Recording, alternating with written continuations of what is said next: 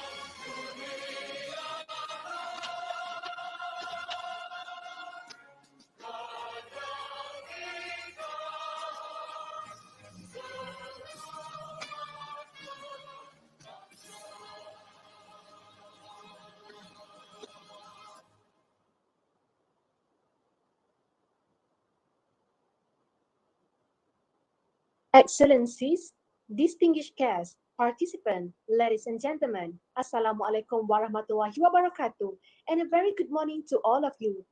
We are delighted to welcome you all to Friends of Nature Summer Camp 2023. I am Balkis, your MC for event today. Before we proceed, I have a few housekeeping notes with some details of our program today.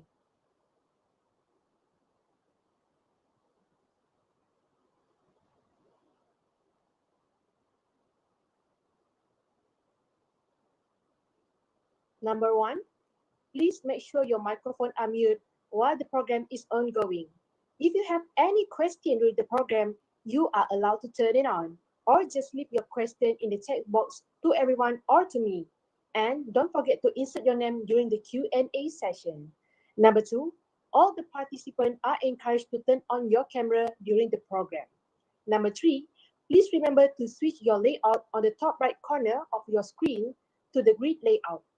Number four, you are encouraged to reaction during the using the bottom of the screen.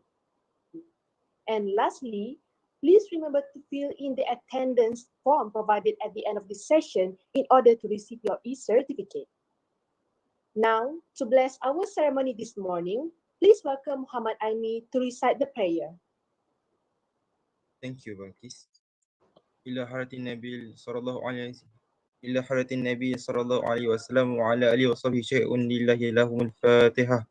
أعوذ بالله من الشيطان بسم الله الرحمن الرحيم الحمد لله رب العالمين مالك يوم الدين إياك نعبد وإياك نستعين اهدنا الصراط المستقيم صراط الذين أنعمت عليهم غير المغضوب عليهم ولا الضالين. بسم الله الرحمن الرحيم الحمد لله رب العالمين والصلاة والسلام على أشرف المرسلين وعلى آله وصحبه أجمعين. اللهم إنك خالق العظيم إنك السميع العليم إنك غفور رحيم إنك رب العرش العظيم إنك البر الجواد الكريم. Ya Allah, you are the one who has all the praise. You are the one who deserves to receive all the praise. You are the one who deserves to receive all the thanks. You are the one who owns all the government. In your hands are all the virtues, to you all affairs return. Allahumma ya Karim ya Rahim, give us your mercy and grace on the occasion Friends of Nature Summer Camp held today. Bless it from the beginning to end. Ya fi'alul lima yurid, We also ask for your protection from all things that can mar the success of our ceremony and from all things that make us neglect to obey you. We entrust all our affairs to you. ربنا عليك توكلنا وإليك أدبنا وإليك المصير. ربنا آتنا في الدنيا حسنة وفي الآخرة حسنة وقنا عذاب النار. وصلى الله على محمد وعلى آله وصحبه وسلم والحمد لله رب العالمين. Amin, Amin, Ya Rabbal Alamin. Thank you so much to Muhammad Aimi for reciting the prayer just now.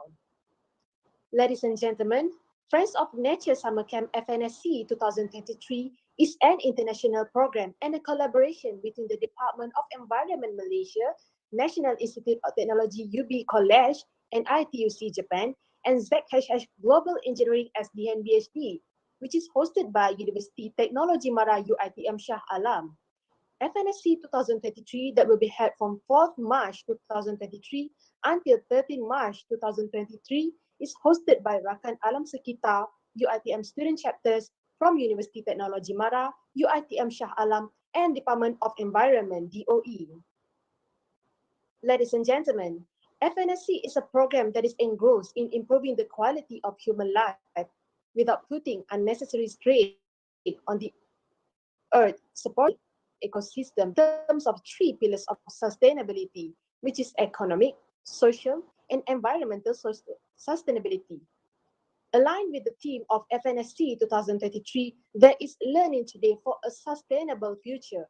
We hope that our participants will become sustainability leaders who think about the future in which environmental, societal, and economic considerations are balanced in the pursuit of an improved quality of life. Ladies and gentlemen, FNSC will consist of several webinars and forums which focus on exposing the participants to the concept of sustainability and addresses the sustainability issues all around the world. Ladies and gentlemen, without further ado, we welcome you our background of Rakan Alam Sekitar UITM student chapter.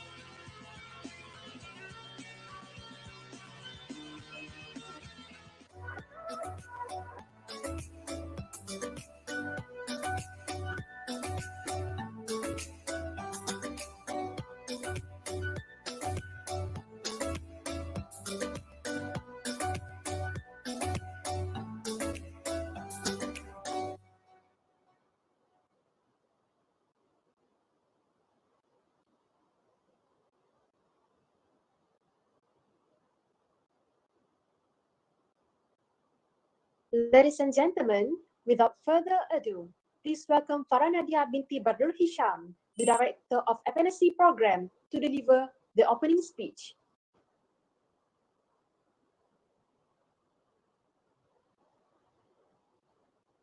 Assalamualaikum warahmatullahi wabarakatuh. Good morning and salam UiTM di hatiku. First of all, I would like to congratulate Rakan Alam Sekitar UiTM Student Chapter and its collaborators, the Department of Environment and National Institute of Technology, Ube College Japan for organizing Friends of Nature Summer Camp 2023, or better known as FNSC. On behalf of the UiTM community, I would like to express our hopes and expectations for the FNSC to be as successful, if not more than its predecessor. I would also like to express my heartfelt gratitude to HSC Group of Companies, Ernst and Young Malaysia, Nibong Tebal Peppermint Sindria Berhad, TF Osh Enterprise, Department of Environment, Salam Air Solution, Master Jaya Green Tech Sindrian Berhad, National Institute of Technology Ube College Japan, ZHH Global Engineering, Etika Group of Companies, Ajinomoto Malaysia Berhad for their kind contribution in making this program a success. Sustainability is a hotly debated topic as we are progressing as a nation and as a society. Many questions come for us to ponder upon. At the rate that we are progressing right now, will the quality life will be maintained for the next 50 years? Will our future generation get to enjoy the environment as it is today? Will the ecosystem change? What happens to the sources of some people's livelihood? Will the common fauna we see today as big to discuss tomorrow? These may be questions engineers and aspiring engineers must pay attention to as they work hard for the progression of technology and quality of life. I am very proud to see our very own Rasia student sector taking up the challenge to open up a platform for active discussion and awareness for this method. But I would also like to emphasize that the matter of sustainability is the responsibility of all, regardless of our individual background.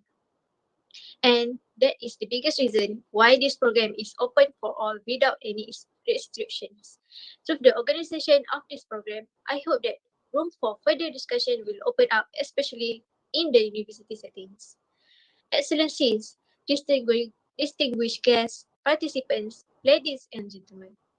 These next 5 days are going to be packed with eye-opening and inspiring talks, engaging forums, and the highly anticipated quizzes. Implore may be an understatement, but I implore everyone to take up this opportunity to gain as much knowledge, experience, and exposure on the topic of sustainability as you can. I have summarized some common questions that I'm sure most of us must have thought at some point in our lives earlier. Well, the answer to this question can be simple and clear-cut. The answer lies in the famous quote by Australian-American educator Peter Drucker. The best way to predict the future is to create it. If all of us today take one action, no matter how small it is, we will be able to make a change for the future. We will be able to create the future we want, one where our environment, economy, and quality of life can be maintained and improved as we experience technological progression. We hope that our program today will spark a change in all our participants, address the underlying sustainability issues ingrained in our society, inspire a bigger active discussion on the sustainability of our industrial practices, and be the drive for future sustainable claims catering for future generations. Once again, sustainability is our responsibility together. In order for change to happen, all of us must make the change. To all the participants, all the best and good luck. I hope participation today will be blessed by him and inspire others. To the organizers, good luck and may the execution of the program go smoothly. Thank you and salam yatim hatiku.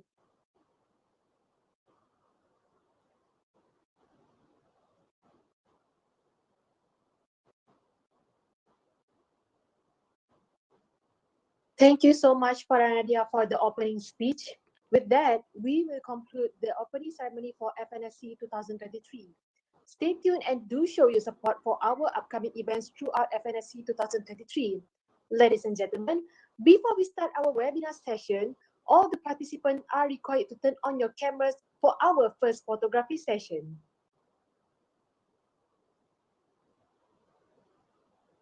Ladies and gentlemen, please get yourself prepared for our photography session.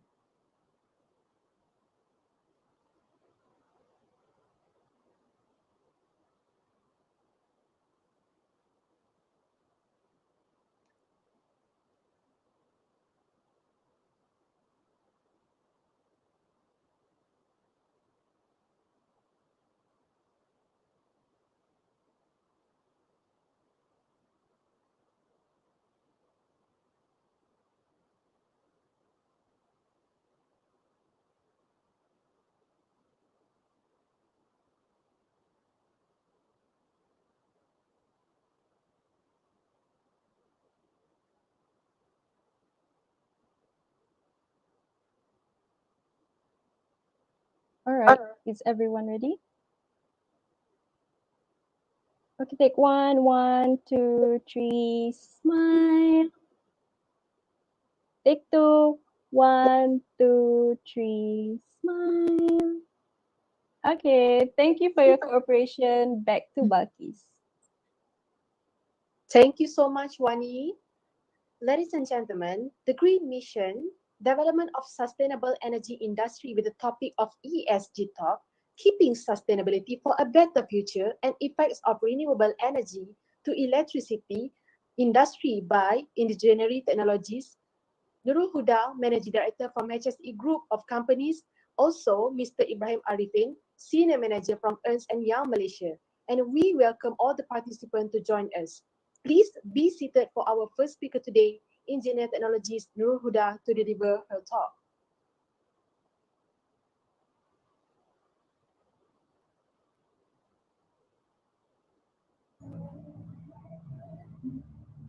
Ladies and gentlemen, welcome back and welcome to our first agenda of FNSC. That is the Green Mission, Development of Sustainable Energy Industry, which is titled ESG Talk, Keeping Sustainability for a Better Future. We are lucky today to have Engineer Technologies Nurul Huda from Managing Director from HSE Group of Companies to deliver the talk today.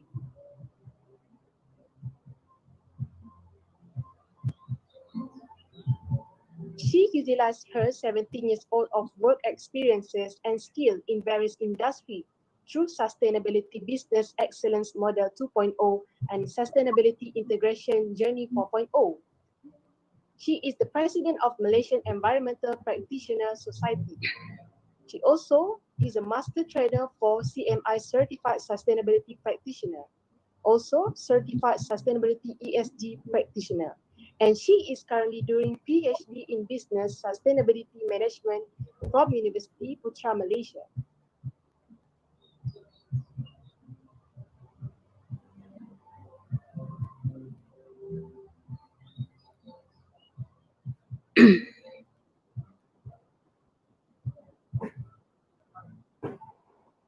Before we begin, friendly reminder, if anyone has any question, you may directly ask for our guest speaker or you may leave your question in the chat box during the Q&A session. And kindly remember to mute your microphone during the presentation to avoid interruptions.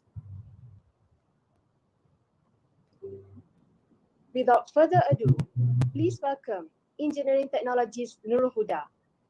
Madam, the floor is yours. Okay, Bismillahirrahmanirrahim. Assalamualaikum warahmatullahi wabarakatuh. Thank you, Sharifah. Can you hear me clearly? Yes. Yes. Okay, thank you. All right.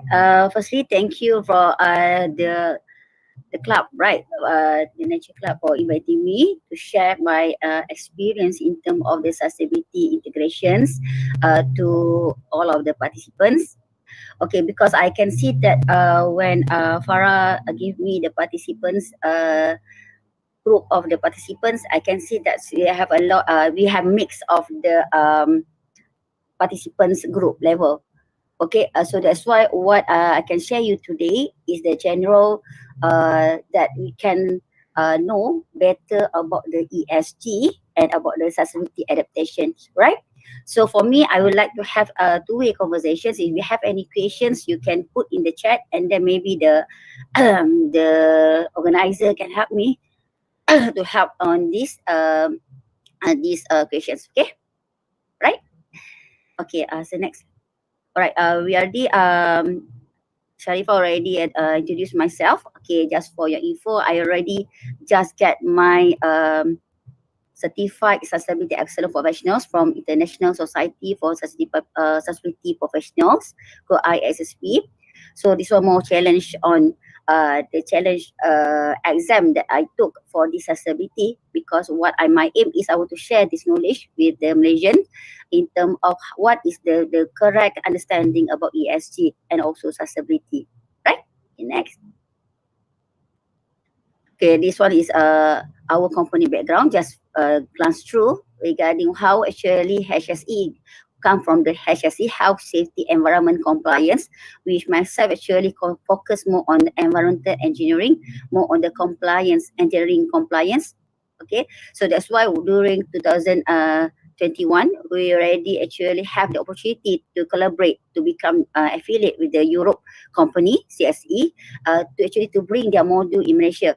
So that's why what I'm sharing you today is something that I get from them, and then how actually we can integrate the sustainability inside our daily life. Right? Next. Go. So we also member on the GRI. So just recently we are also being appointed as certified training partner with GRI.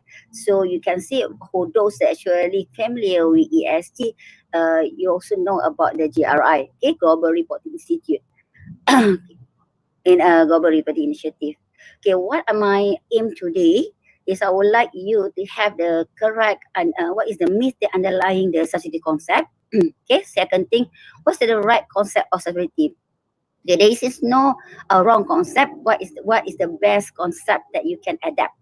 Okay, and then I would like you to have the right pathway on the future sustainability, because I can see here there most of the participants is students, so it's a good thing that you start with the right thought.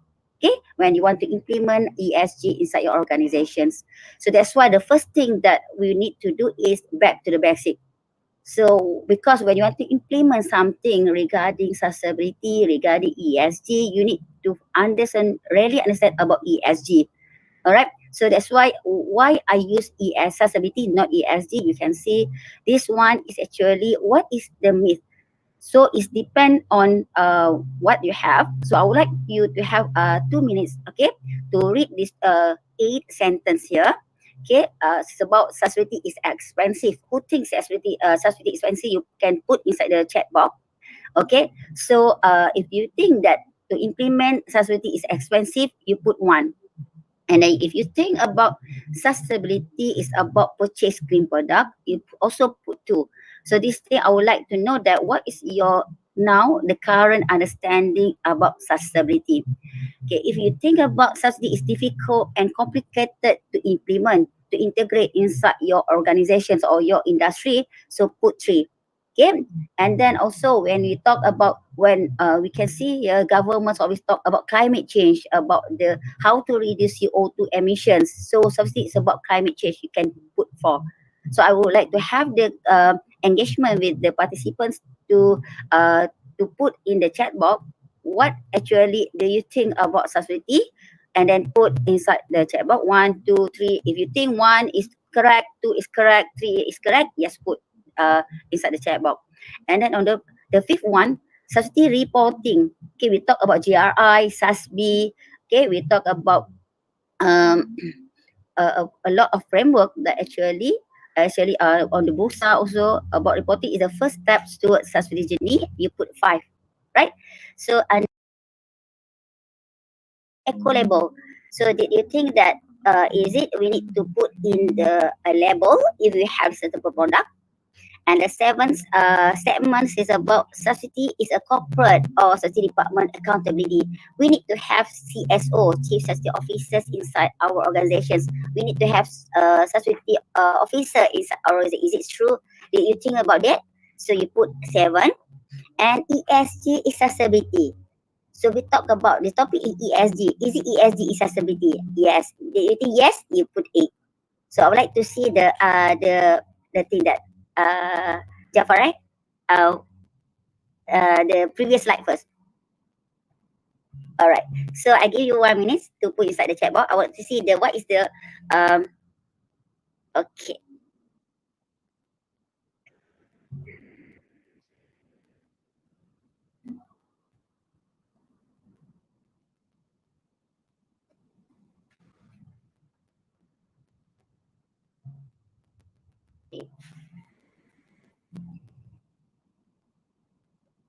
Okay, thank you for your response.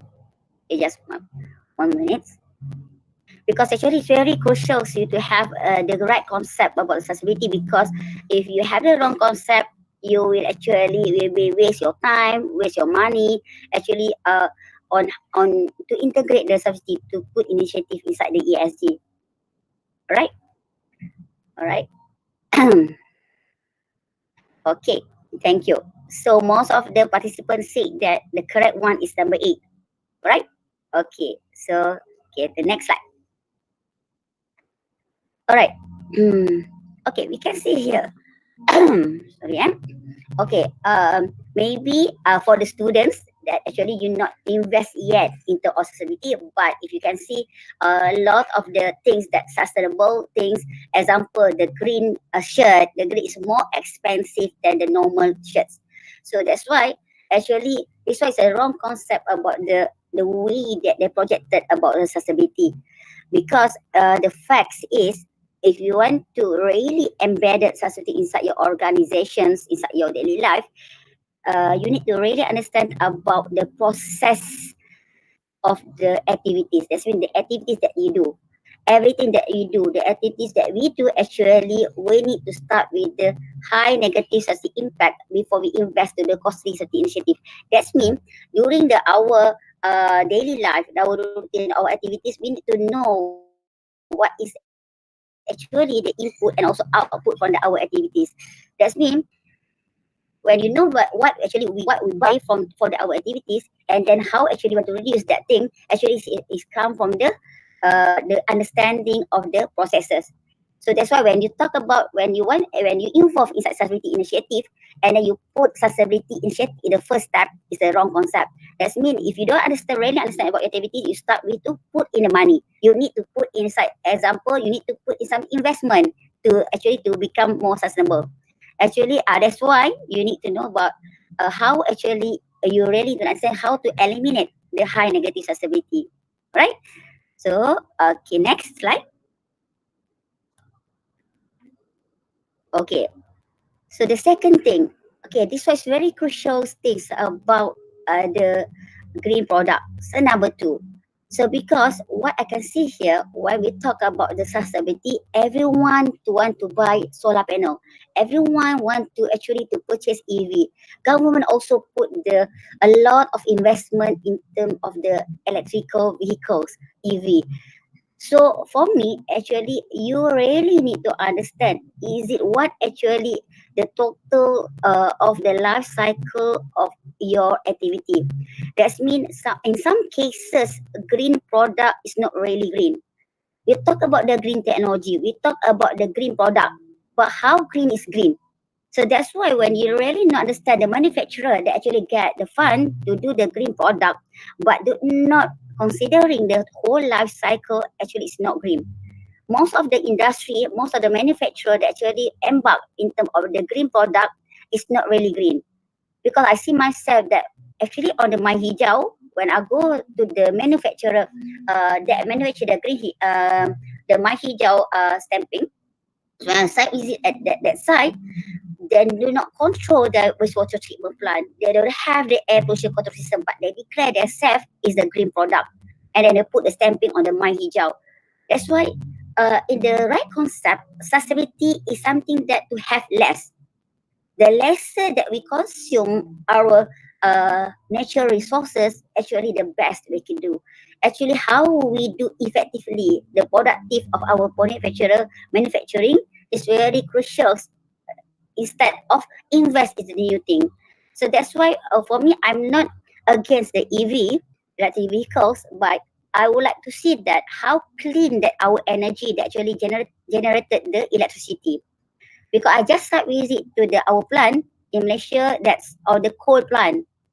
So we have a lot of coal plant, still have a lot of coal plant. Can you imagine that the green technology about how actually you use a lot of electric vehicles, you generate a lot of electricity, and that actually indirectly you not reduce the carbon emissions. You really not reduce the carbon emissions, but you divert from using the fuel oil from Petronas, Shell, everything that from the fuel oil, and that you using the another types of the CO resources, the fuel. That's why the thing is, it's not about how actually you put in the initiative. It's about how did you really understand about the green technology. That's why when you want to put something initiative, you really don't know about the life cycle. Okay. And the second thing about these things is about the solar panel. So this is very crucial when I ask them regarding solar panel, how did you dispose the battery? How did actually you generate, how did actually you produce the battery panels for the solar panel? So this is thing very crucial because you inside the solar panel battery you have the minerals. You need to have the mining to put to generate to produce the solar panel. You need to have the mining activity. So this thing actually when you just only consider the gate to gate, so they have a lot of the life cycle type. So example, the simple that the one that actually current practice is gate to gate is from the boundary, the manufacturer they until the boundary, or what they practice only the consumers. So these things we need really need to take care about the life cycle. Right, so that's why when the topic give on the green technology, what kind of the green technology, what kind of the initiative that you need to embark in to go to the sustainability journey, and then the first thing that I ask you or everyone to do is take the baseline, see what is your impact, the current impact to your sustainability. So you need to have the thinking on how on this thing before you start on the decision making. Okay, next. So the facts is life cycle thinking. So for those that actually understand about ISO 14,000, okay, we have the environmental management system. So inside the environmental management system, we have the life cycle thinking concept, okay, 2015. So this thing, life cycle thinking is something that the vital knowledge that everyone needs to know because this thing is something regarding the decision making. All right. So next slide, you can see it's a lot of the life cycle. It is not only the product. So general, when we talk about life cycle assessment, everyone talk about life cycle is environmental. Yes, because life cycle assessment start from the environmental impact. But when you talk about the sustainability, life cycle assessment is not only cover on environmental impact, it also cover on the economic impact, on the social impact, on the environmental impact. Also, these three things actually is embedded inside our life cycle. So that's why when we talk about the life cycle, we talk about the product. Normally, we talk about the product life cycle. So it's about how we extract all the raw materials, the design and productions, and then the packaging and distributions. We can see that the packaging, when we do on the greenhouse gas analysis, packaging and distributions is the largest, the biggest also impact. Where we think that only the manufacturing activities, but how we package, how we actually we can see. Okay, where we go to the branded, okay, branded product, we can see a lot of packaging. They want to impress we as a customer on how what is to buying to buy their product. So we have the box, and then we have the plastics, and then we have the wrap. Actually, these three things is the packaging that actually impact to the environment. So when we talk about this, how the packaging and distribution actually impact on this thing, and also use and maintenance. So and then during our use of the products, so you also have the use and maintenance. So this one also the include in other life cycle. So and then we also reuse and recycling disposal, and then disposal. So when we talk about the circular economy, so actually disposal things that actually we don't want to have the disposal because we want to reduce the impact to the landfill. But when we talk about the circular economy, please bear in mind it's not easy as you said that okay you want to collect on the plastic. So everyone I can see that everyone use to collect the plastic and do back on to use back as the product is okay, but you want to actually uh, to actually to do back to become the plastic using the plastic actually is double up the environmental impact. So that's why when you want to do something, it's not about the end pipe solutions. It's about the on how actually design for sustainability. That's why for those the students actually that actually have on the sustainability knowledge, then everything that you do, you need to do in the right in the first time. Okay, next. So I give you a full example about the life cycle. So this is about product life cycle. So we also have the asset life cycle. Okay, so asset life cycle is about how actually the procurement. So that's why they start to identify the needs. So when you want to okay, you put yourself as actually what you want to buy. So you want to do something. So the needs that actually what you want to do about the needs. So did you know about the needs that you want? Is it important or not? Okay, and then for the needs actually you need to have the procurement before you buy the something. So and then this need actually become from your um the way of life. Okay, the way of life. So the way of life is decide. You will decide what you want to buy based on the way of life. Okay, and then if you put I'm put here on the asset life cycle, it's about the after procurement you have constructions. So every step, single step of this life cycle have the impact. Okay, so when we talk about ESG, about the impact, so every time we talk about environmental socials, G is governance. So that's why I will explain later about ESG. So normally I would like to see normally I will use the term sustainability impact. Okay, so and then the commissioning. So during commissioning you have also the impact, and then deteriorations and maintenance, okay, condition monitoring, decommissions. So because when you want to do something, you have the mobilizations and demop, or commissioners and decommissioning. So this everything or single step have the impact. So how severe is the impact is depend on how you set up in the first place. All right, and then renewable replacements. Right. So next. So also customer life cycles. Okay, so don't you think about uh, the services? There's only the impact come from the product. It's also come from the services. Okay, because when you do on the marketing, how actually we using the car to move on the transportation. So it also have the impact, and also the sales and the services that we do. So everything, single things that we do actually have the impact. So also like software development life cycle during the planning, how they actually planning on the software, even though it's services.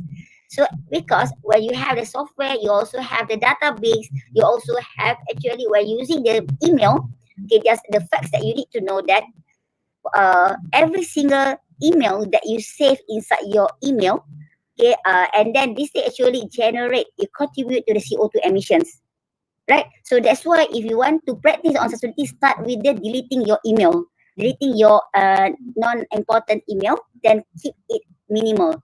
All right. So that's why you need to know about it, not to invest the something to extraordinary, but doing start with what we do now.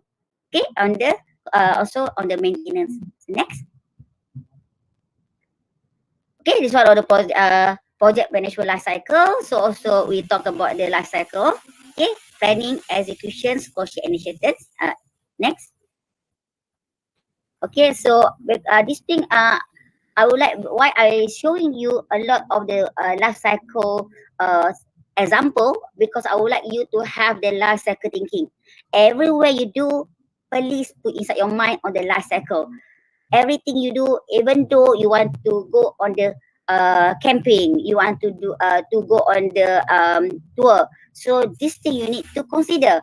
So before you do tour, what kind of checklist that you need to do? Is it this tour have what is the impact that you need to that you will contribute when you go to do the activity? Okay, next. Okay. So the third myth is regarding contribute bigger step to have the impact. So that means it's not about you need to become extraordinary work to do to become sustainable person, to become sustainability organizations, right? The fact is you need to do something that continuously making small improvement. Okay, that means every time what we do start with small but istiqomah, but continuous doing the good thing. So normally when I'm doing the talk to the layman, so normally we talk about ESG. We just talk about what baik, do goods to the people, do goods to the majikan you, do goods to the environment. So the thing is inside your mind when you talk about safety, it's not about the bombastic words about maturity. So for those that actually know about maturity, it's not about that. It's about on how you do goods and then how you make it prioritize to do the decision making. Alright. So next. Okay. And then why I'm focusing also about protect environmental, because sustainability, when you talk about sustainability, most of the people think about climate change. Okay, and then we actually focusing more on the how to reduce CO2 emissions to ensure our world is sustainable. Okay, but the main thing when you want to do something is not only environment, it's not only climate change. Climate change is the thing that we see lately, okay, because we do not actually take care in terms of how we use our natural resources. So that's why when we talk about society, it's about practice in protect environment, then taking care of the socials and also improving the economy. So economy actually need to be aligned with the environment and also the social impact. Okay, next. Right. So this thing reporting is the first step in strategy journey. Okay, so this one is actually I'm focusing more on industry because during my time as the consultant, okay, this time consultant that we can see that most organization start with the reporting. So that's why okay, I want to follow JRI, I want to follow Bursa and then our SASB. So that thing actually is more on the reporting. Alright. But the main thing is you need to know that such a report is the last step. Reporting. So reporting is you want to show what you have done you already done inside your organizations. Okay, so if you want to use GRI, you want to use or SASB, Bursa is a guideline you how you want to report the good things that you have done inside your organizations. All right, it's a steps, it's a framework how you want to do. Okay, what you want to report. So that's why when you want to put the journey inside the journey, you need to have one by one steps. Okay, I will explain later. Okay, next. Okay, so about the eco label. Okay, so this one is the not mandatory to have eco label inside your product. Okay, because this one is more on the marketing. Okay, so when you want to do something that you want to put in, you want to market your product, be truthful. You need to have integrity. Do not just only on surface. But I face a lot of the industry that actually doing on the surface things. Okay, surface things on the sustainability integrations. Okay, sustainable product is about optimize. The word is optimizing. Okay, how you do the product efficient and effective. All right. So for the whole life cycle of the product. Okay. Next. Okay. The thing is about the sustainability is not corporate department accountability because we don't want that. If you talk about sustainability, you put in on the one to become one man show. All right. So because sustainability is not extra job. Honestly, sustainability is not the extra task to do. All right. Because sustainability is about daily tasks, about what actually you do daily, what you practice inside your life. Okay. And then this thing, if you not really understand, that's why the things of sustainability, you become the extra burden you to do on the sustainability. Okay. Next. Okay, this one everyone said correct about ESG. Okay, we should about ESG. ESG the main thing inside the sustainability. Okay, why I'm put is the last facts because ESG actually not sustainability is a part of the sustainability to do it because ESG is the approach of the investor to evaluate your performance in terms how actually you integrate the environmental, socials, and how you put on the good governance inside your organizations.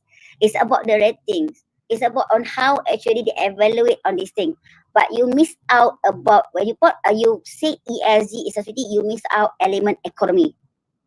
Okay, you need to know that if you want to survive, the words or the we need to become more practicable, more realistic. That we need profit, we need economy. Okay, to actually to improve our nations.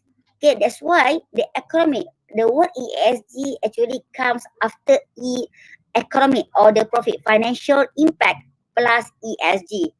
So when talk about sustainability, you need to plus on the financial impact also and the ESG. Why they put in why we put this thing in ESG? Because this ESG is already a financial impact, or we have already have the report on the financial impact. Every year, public listed company need to report on the financial accounting, okay, financial impact. So we have the financial report. So that's why when we have the financial report, we already cater in terms of the profitability. That's why they plus on the ESG, environmental, social, and governance. But we talk about governance. Okay, the governance actually is not stand alone. Governance is actually embedded inside the how you manage the right way on the financial, how you manage the right way on the socials, and also manage the right way in the environment. For example, okay, governance. We talk about the bribery. So why I inform you regarding is related to environmental impact. Because if you have a good governance in terms of to manage the environmental impact, you will have the pollutions. So, but what we can see in Malaysia, the way that on the beginning on the licensing also we have the problem. Okay, that's mean the one actually give the license to the manufacturer to give to operate the plant is not aligned with the actually the one do enforcement. So it's very not right way on to manage this system. So that's mean if you want to have the right way inside the beginning, so the one actually we cannot give the license to the manufacturer that not yet comply with the HSE requirement. Example, Environmental Quality Act. You need to know that you have the if you have the wastewater treatment plant, you need to comply with environmental quality industrial effluent. So you if you have the something emissions, you need to have a pollution control system. So these things need to embed that before you give it the license. But in Malaysia, you already give the license and then you let these people do, and then they're willing to pay because their product is more have a more profitable. So that means if you want to cut off these issues on the first beginning, do not give license. You need to comply first in the beginning on how actually we can do on the environment handle on the pollutions. The similar thing about the social impact. So on the in terms of the social impact, before you give the license, you need to check who are your people that you want to recruit. So is it do you have any social impact on how actually the economy or the community or surrounding your place that you want to do. Okay, so that's why this thing is very crucial, need to understand. Okay, next. Okay, so when we talk about sustainability, we know that it's come from 1887 regarding sustainable development. Okay, so since 1987, actually, sustainable is about how actually you manage the current resources because our thinking is we don't want to impact our next generation.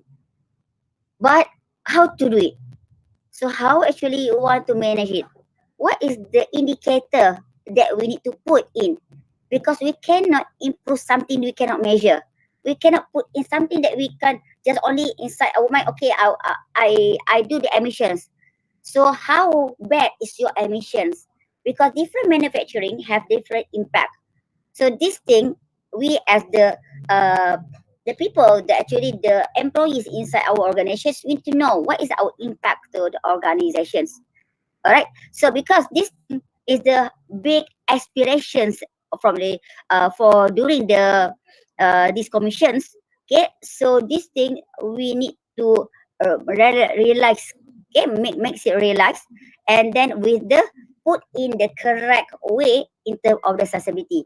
That's why it's come about 3 P's, 5 P's. Okay, next slide. Okay, so we talk about sustainability. The first thing about the people, profit, and also planet. 3 P's. So we also UN also add up more 2 things about the peace and also partnership. 5 P's. So we also see the EES, economic, environmental, socials.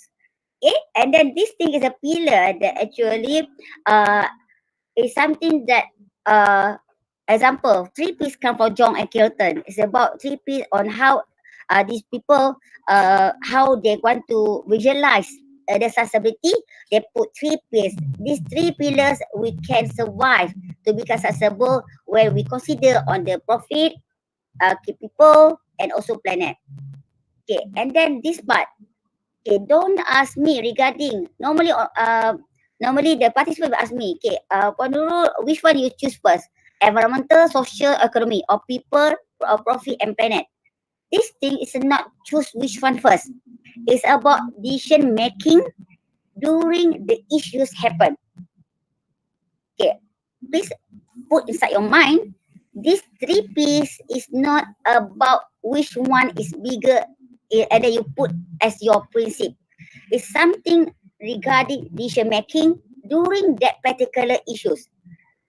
Okay, that's why when you want to do any decisions that will impact on this ring, you need to calculate what is the impact. Then you know that which how actually to handle on these issues. Alright. So that's why in the first things I put environmental sustainability. Okay. So inside our mind, we need to ensure that anything that we do, we need to consider. Okay, consider yes thinking kan. Tapi kena ada take actions. Okay, take actions about environment resources so it not use up, destroy or damage. That means anything that you want to do, you need to think. Okay, if I do this, is it is impact? Example, okay, for those actually I think a lot of students here. So example, the simplest way, try to find. We have the books from one of my mentor, Dr. No. They put it on the sustainable wedding. So for the students who want to have the wedding, use how actually the activity that can to embark on the sustainable wedding. So because when we talk about the wedding on the, it's a lot of ways you can see. It's a lot of ways if we not really manage the impact from the wedding day. So it's not about something you need to manufacturer. It's about you want to make up the something about the transportations. It's about on how you do the daily life. Because you can see that everything that we do have the impact. So we are the person that actually they have a supply and demand. It's a good things that when we learn about the sustainability. I've also learned a good things about because I'm not the account person. Yeah, I'm the engineers. Then the things that I learned is about the supply and demand economic regarding on how actually we have the externalities because what is the impact or the accounting that actually not direct. It's a good thing that I learned about the sustainability. That's why when we do something, do not think only about the what we want to do. Is what is the impact from our activities. That's why we have Giddings say. Okay, this one I get the journal from Giddings. It's about the strong sustainability. So they put a strong sustainability. They put environment is a big. You need to consider environment in the first place, and the society and economy. So the justifications that Giddings said that environment where we do something destroy, okay, we cannot get back. These similar things. Contoh, example, the the good things is sorry, the good thing is I can see that a lot of people, organizations, they cut the trees and then they plant the trees. Okay, I've done that. Okay, I cut the trees and then want to do on the solar panels. It's a good bad ideas. You want to do solar panels and then to cut the trees. So it's not good. It's not the good practice. So something that you need to do. You want to do solar panel, harvest everything, do at the abandoned place. So something that you need to think about the how actually the impact from your activity. So the environment things where you cut the trees, actually you already reduce a lot of photosynthesis activity. So that thing is the different trees have different kind of the photosynthesis level. So that's why when we think about how actually these trees not similar like the old trees with the new ones, because the effectiveness, okay, the way that photosynthesis happen. So semua scientific things, right? So that's why we cannot reserve. Tak boleh kembali ke mula kan, not reverse. So that's why we didn't say environment, anything that you do, environment is the first decision making.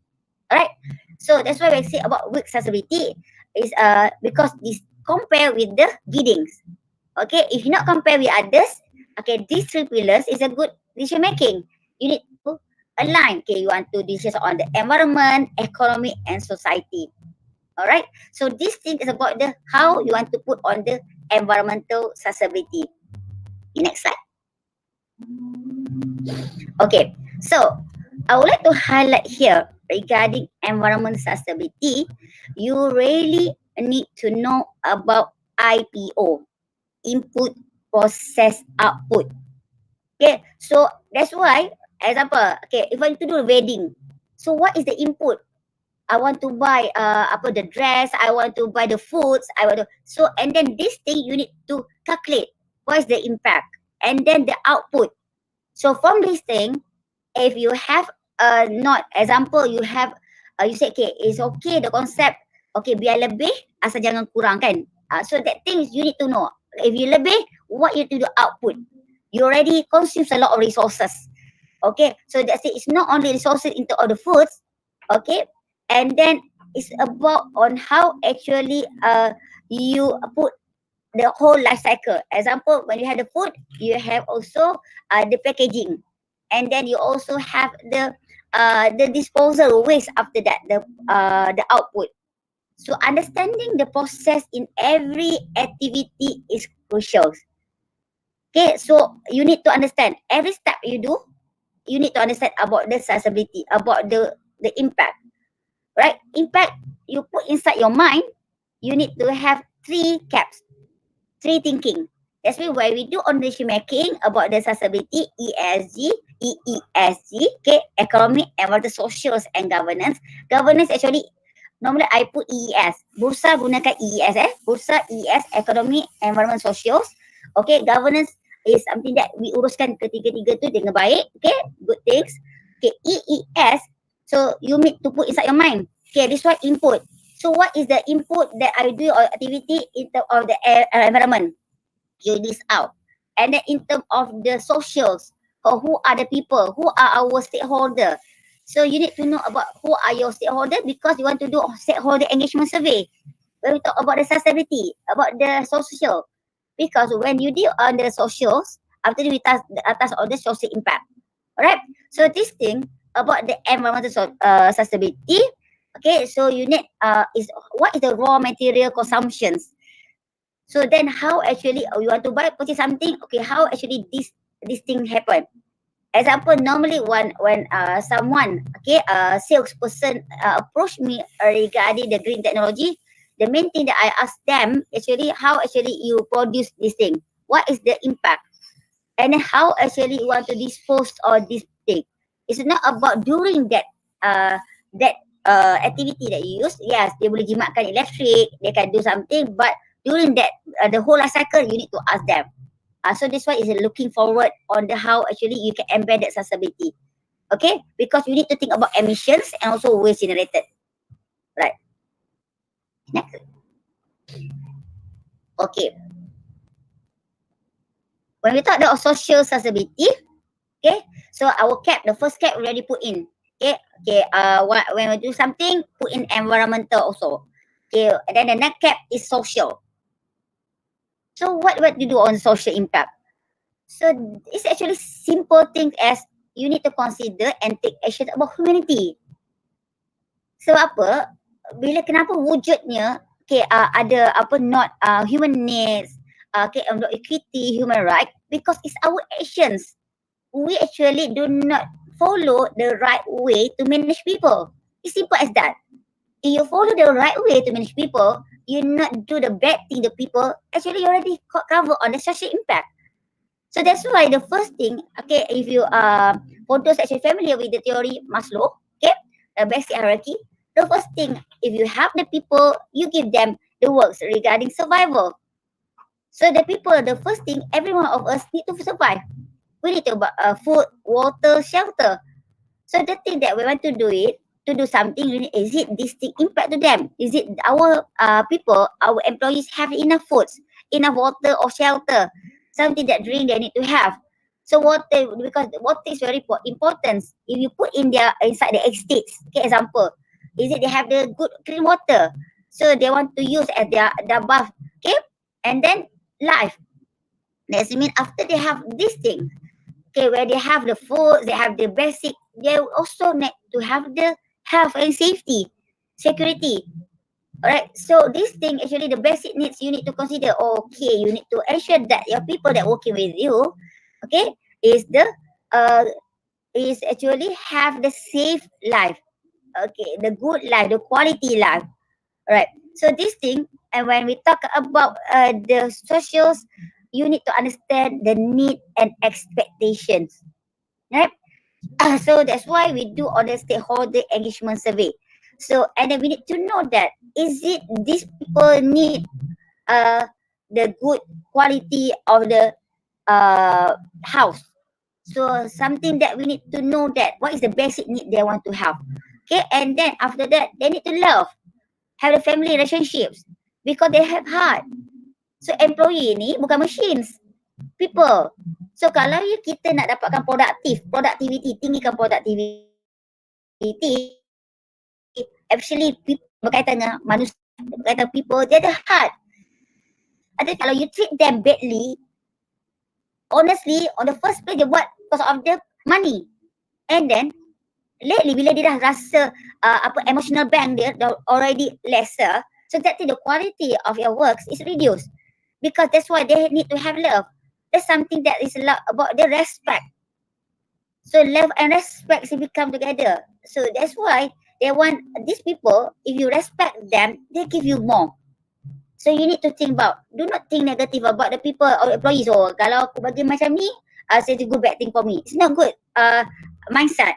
So that's why when we talk about the socials, it's about giving love, giving a respect to them. Then we can gain something that regarding the productivity. Okay, so it's not about giving them, example, what I want to highlight here, because when we talk about socials, orang ingat, okay, bagi sedekah, philanthropy, give, during, okay, because we already almost near to Ramadan and also Shawwal, for Raya.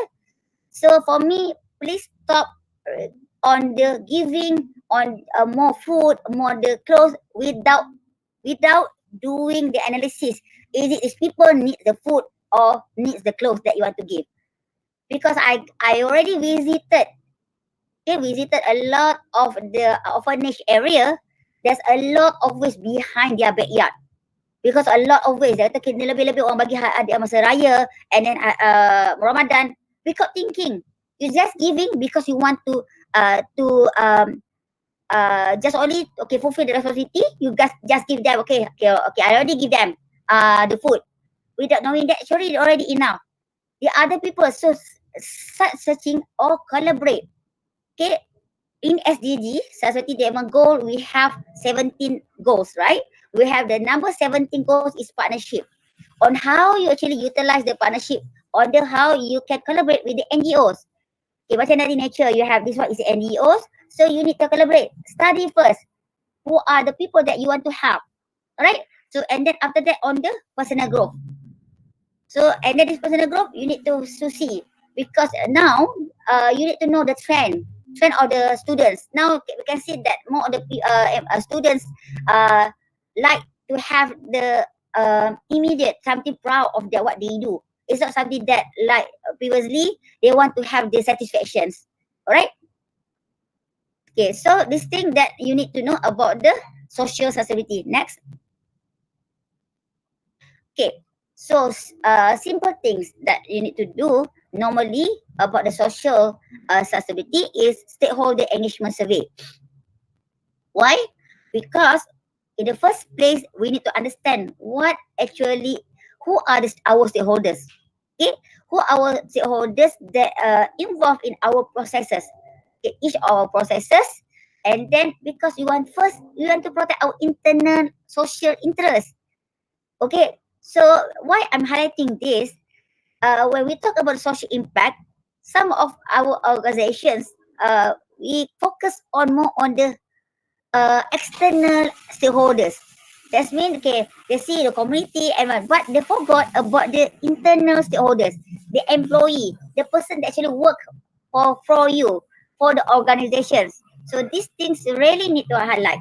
So because these internal stakeholders is the direct impact on the activity. Okay, when you do on the engagement survey, we have the need and expectations. So what is the basic need they need? So we craft the questionnaire based on the level of the stakeholders. So kalau you nak buat stakeholder survey, you want to do the survey, do not have the standard format that actually everyone, because everyone cannot answer the same things. You need to know the level of their receiving or your questionnaire. So the level of their one, okay, if you say about, okay, Pakcik, this one is about ESG, so you can have the impact. So the thing that you say, okay, Pakcik, what do you want to have if we put here, say about is it you have enough foods? Did you have enough? Did you feel comfortable where this industry inside here? So this is something that impacting them. We need to know that is it our service impacting them or they impacted us. So this thing we need to study about the stakeholder engagement survey. Alright. So because when you know the needs and expectation, then your next step is you need to analyze. Okay, analyze and then mapping with our activity.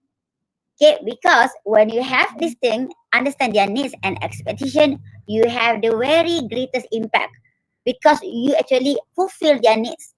Okay, not according your needs, according their needs. Right? So these social things is very, for me, when I involve in terms of the social impact, most of the people always think about them. They not put, they are just, okay, this one, I think they want this, I think they want this. They put, example, even though you give, example, this one, the true story regarding social. Okay, one of the glove industry actually said, we have the discussion that inside our law, we need to provide the mattress, okay, the mattress about, I think 4 inch, 4 to 5 inch.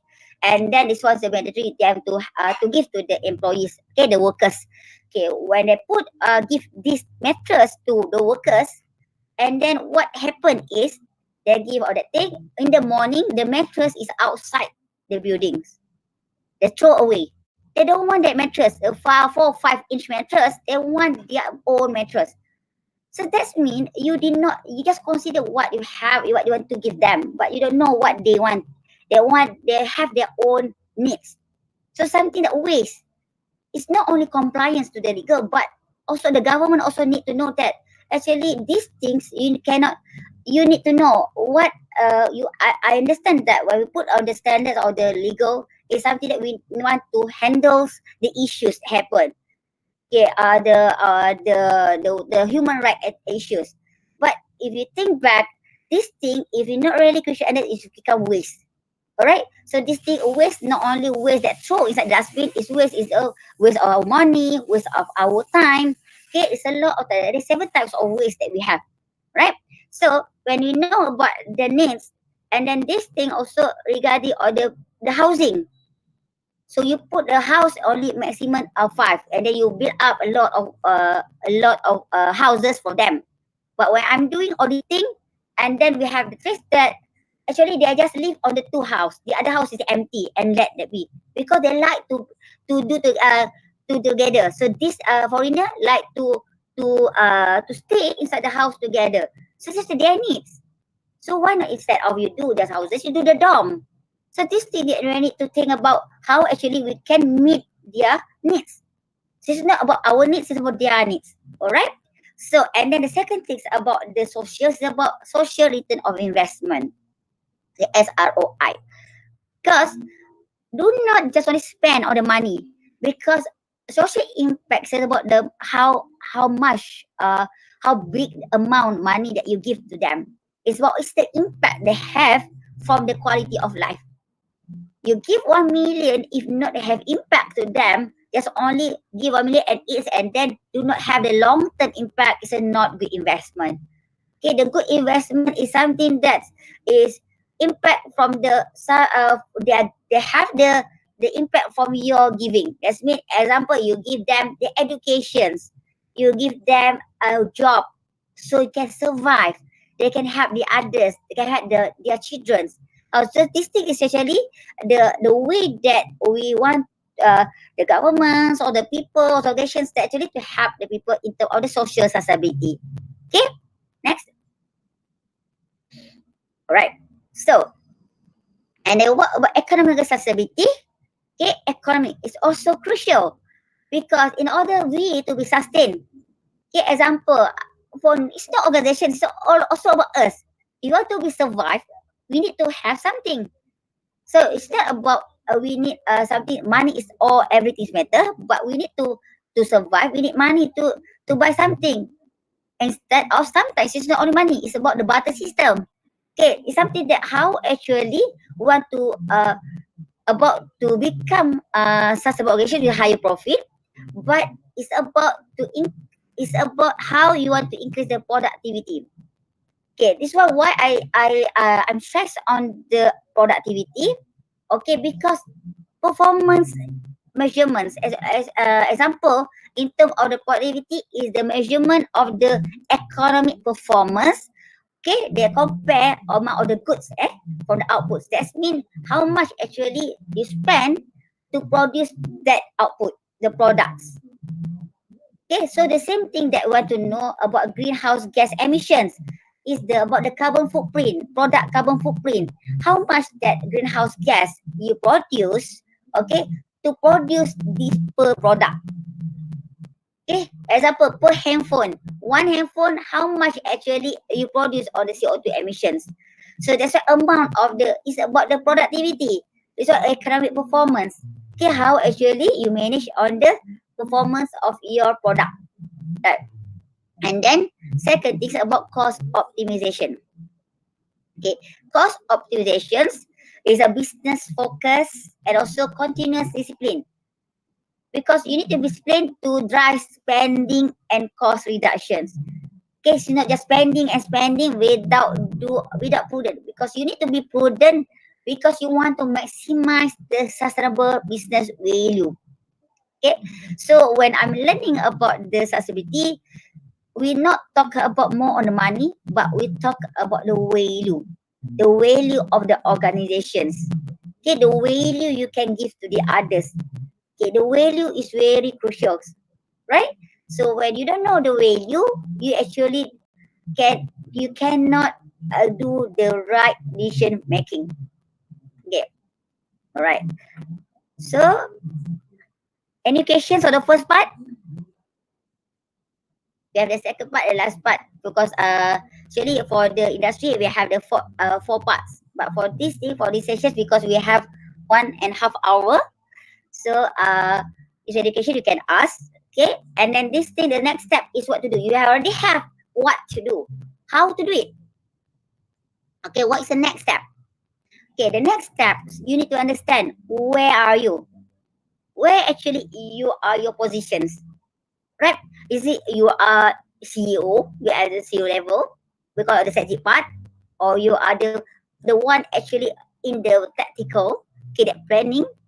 And or you are the one that actually implement this thing in the safety operations. So this thing, why you need to know? Because you need to have interact. Because safety is not one man show. You need to really understand what these people do, and what you are doing. So then you can have the good teamwork. So that's why the teamwork is very crucial. So you need to know that, okay, because you cannot plan something that according what you need. You need to plan something that according what everyone needs, what your stakeholders need. Alright? So that's why when you do on the safety strategic directions, when you want to put in the what is a big picture of your organizations, okay, you need to know that, okay, 100 years, what you want to do. I want to set up this thing that when I don't have here, this company survive. So this thing you need to have the vision, missions, and the strategic plan. This is a corporate level. So you need someone that doing on the tactical planning. So you have the big picture macam tadi lah. You have the one that actually sustainability. It's about the ESG. It's about the things that the big picture you want to do, and then who want to do it. So the thing is come up with the planning, the key initiative. What you are the from the input process and output, you can have the indicator. So indicator is depend on your processes. Okay, this depend on processes, right? These technical things you want to plan. And then please start with the design phase, the life cycle. Because a good design for sustainability is when you want to do the designing, you need to think about the three elements. Okay, economic, social, and also environment. Alright? Then from that design, you need to have the input and the optimize it. I didn't talk about reduce because I would like to have the words optimize. Because some of the organization is misused about the reduce because it will jeopardize the quality of the product. I don't want you to jeopardize the quality of your services, quality of your product. Because these things are not good things because you need to have increased economy. If you reduce the because you think about, okay, example, okay, I reduce water because I want to environment friendly. Okay, that's why the water, I reduce the water. But indirectly, this water is not optimized. If you reduce the water, the quality of the water, the product you produce is lesser. So actually, they jeopardize your economic scale. So this thing you need to balance. You cannot have something jeopardize your quality of your economic scale, the product. So this thing, okay, what is the optimized? Do on the trial balance analysis. Try and error. That's me, okay, what is the optimized? So normally inside the wastewater treatment, we have the, we call a jar test. Okay, jar test for the wastewater treatment. To do what is the optimized chemical usage at the wastewater treatment plant. Because when you do optimize on the chemical usage, you actually emit two things. Reduce the chemical consumption. Second thing, reduce the sludge generated from your chemical reactions. Because when the chemical is excess inside your water, actually has excess of the chemical inside your water. And then this is waste. So that's why it's not only about, it's about everything. When you know about the input, process, and output. Okay, that's why understand on these processes is very crucial. Then this thing, then the next step, then what to do? What to do? Then you say, okay, this one is do the prioritizations. Okay, so this thing prioritize, I will have a bit detail after this regarding on the maturity, on how you want to analyze, how you want to materialize on this thing. And then this thing, when you have the operations, then this thing you need to communicate with the operations. So have the discussion operations. Okay, this is it you need on this thing, on reducing optimizations of the resources, and then the people, process, tools. Okay, your competency, knowledge, key attitude very crucial. And then this thing actually impact to your safety impact measurement because you already the indicator. When you put on priority, you know what is the input and process and output. You know what is the measurement. So from this thing, you know the baseline. So for the baseline, you know how to mapping with the SDG. Okay, so SDG, Sustainable Development Goals, is not about choosing which one you want. It's something that which one you want to focus first in your organizations. And then the balance is how you want to partnership with the others actually to improve the quality to get that goal.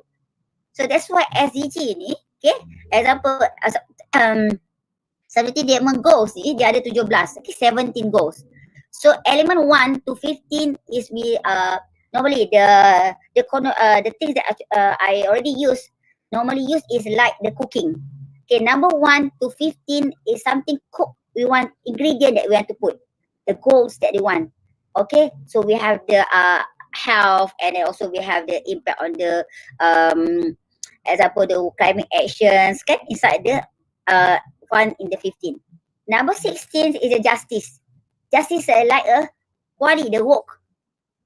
Okay, if the quality, the work is dirty, you put everything ingredients, something outside is dirty. So that means number 16, you need to have the clean, the good governance. Okay, number 16 is the good governance. Alright, the good governance to ensure that everything inside the goals, you can have the good goals. Okay, and then number 17 is partnerships. The one that cook, the one who want to cook the ingredient. You need to have a partner. It's not one man show. So that's why this thing, when you talk about SDG, you need to know, okay, I cannot, okay, this one I didn't direct impact in terms of the hunger. But can you realize that with your prosperity, you actually can help indirectly the hunger, okay, the people. So how actually to do it is collaborate with the NGOs, right? So this thing actually did to really understand about the goals. Okay, next. Okay, so how to do it? So how to do it is the journey map. Okay, so the first step is gap analysis. Okay, but on the step 1 and step 2, okay, you need to sometimes I put step 2 to become step 1, because how you want to do the gap analysis if you don't have the knowledge. Okay, so that's why if you have the knowledge, you can do the gap analysis. Okay, because the knowledge and empowerment, okay, empowerment is to have the whole of the team to the same capability, same understanding about the sustainability. All right, so this step is something that you need to do next. Okay, first define gap analysis, what you want to do. Okay, because you need to understand on how you are current doing. Okay, what are you doing now? Okay, what is your one more thing about your culture? Because why I put culture inside this activity? Because when I'm doing on the consultancy, I have two types of people. Okay, one actually the one actually proactive. When you do on this activity initiative, and then you can finish about 3 to 6 months. But one of the organization I have very defensive. Okay, defensive. So you have a lot of the nothing wait and see. Okay, it's okay. It's not under compliance. I don't want to do it. It took me about 1 year to complete on this subsidy integration journey. So that's why the culture inside your organization is also crucial. So then when you understand the sustainability on how to do it, okay, on what is the indicator, okay, for the impact, then you can execute. Okay, execute, because the thought planning is not execution. Planning is just only paperwork to do, but execution is very crucial. And then performance assessment. Why you need to have the performance assessment? Because you need to measure, is it correct or not that you do. You need to improve. All right. So if you don't have the measurement, you don't know what you do actually impact or not to the society or your organizations or environment. So these two things. Next step. Okay. Sorry, my time until 11, right? Farah? Yes. Okay, I have an hour. Okay, so after tadi, okay, the first thing is under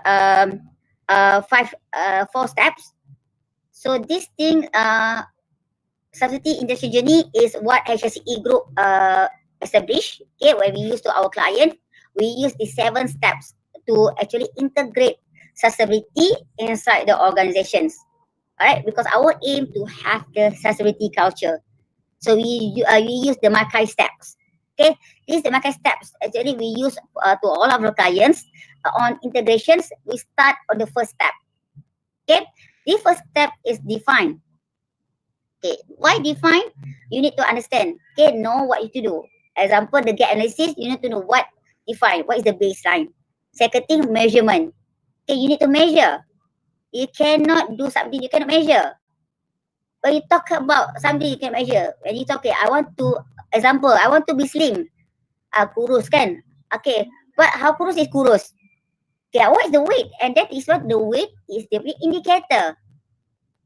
Okay, this indicator. So that's why when you want to put something to define to improvement, you need to have the indicator. So inside the first step and second step, know about the needs, and then you know what is the indicator. Then you need to analyze. Analyze is the under measurement.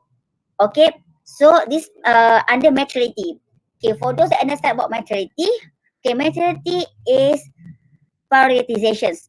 Which one that actually really matters to you and stakeholders? Okay, because inside the maturity they have Y pillar. Okay, X pillar is the risk assessment. So risk assessment, what kind of the issues that are high at your level, and then you already discuss with your stakeholders, and then put in the rating. Because sometimes we thought these issues very crucial for us, and then for the others it's not crucial. But for us it's okay, not crucial. That means something that maternity for me is crucial for you is okay because you will handle. But sometimes when the decision making is wrong, when you think it's not important to you, but for the others important. So that thing we need to consider. Example, when you throw the water inside the river. So for you, okay, I throw. It's not important, really important for you because already not inside your backyard. But it's crucial for the other people that actually consume that water before its treatment. So something that is really crucial. So that's why the materiality is something that when you have to analyze which one actually really matters to all of the stakeholders. It's not only about you. It's about all of the people, right? Then the next step is improvement. Barulah you can show you want to, if you see the electricity very high, do calculations. You want to do on the first, not embark on RE first. RE, renewable energy. Put in the first EE, energy efficiency. Okay, buat efficiency dulu. Pastikan, ensure that energy efficiency is the first step. Anything you do, productivity, is it your product to already productive or not? Is your people to productive or not? Okay, they actually already optimized or not? This thing, then you put in on the efficiency first. Okay, so when you have the efficiency, then the next step on the investment. Okay, because during my time, I'm not spending over. Example, when I'm doing on the reductions, I'm doing on the chemical reductions. Okay, for the chemical reductions, then after we have the reduction reduced to about 100,000 per year chemical, then I use that money to invest in terms of to put in the tinted to reduce electricity. Okay, so this thing actually you need to do something, do the cost saving first, then do an investment. Then actually you're not overspending on the company company money, right? So and then after you have the improvement, so you need to have the control. So orang panggil tak ada hangat-hangat dia ayam, orang panggil apa? Hold the gain. So because I can see in Malaysia, wah cantik nak letak green technology park, everything. But 2-3 years is not be maintained. It's a waste. Sama juga when I do on the wastewater treatment, I can see that you have the RO plant, everything. Just only 3-4 years, then it's kaput, cannot use white elephants.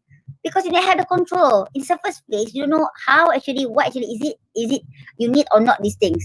So this thing you need to control how to hold the game to ensure that you always optimize your electricity, always optimize your resources. So this thing very crucial. And then step 6, agile. Okay, agility. What agile? Agility is something that you need to adapt fast, change fast. Okay, when you have something that improve, because you want to survive. So when you want to survive, you need to have the agility thinking, agile thinking.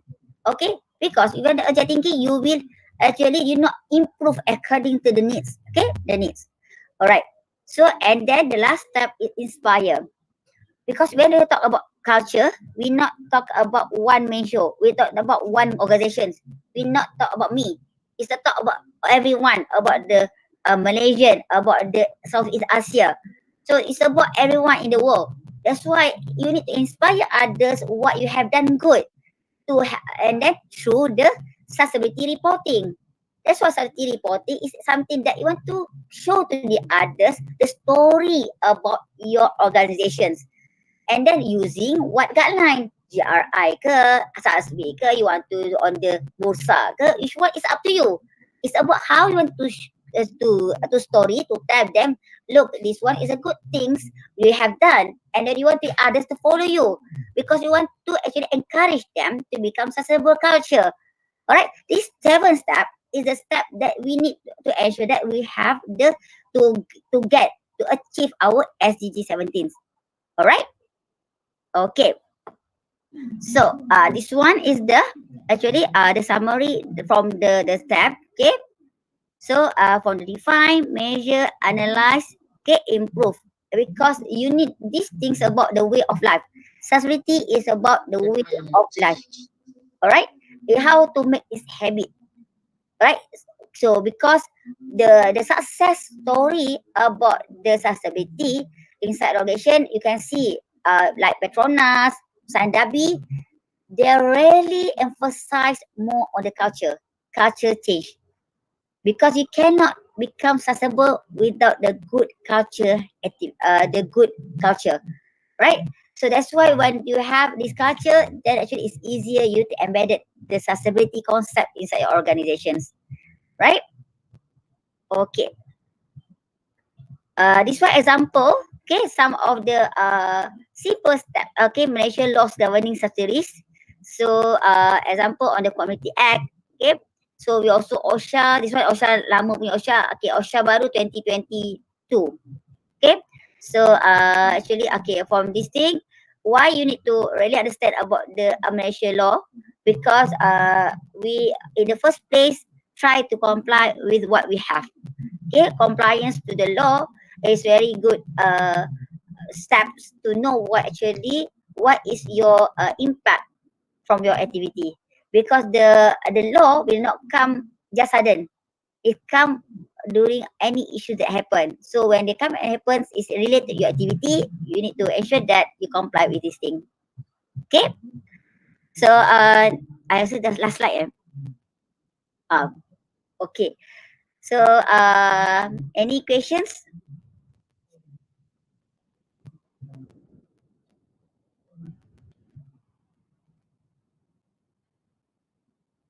Alright, so if don't have questions or you after this, I pass the floor to the organizer.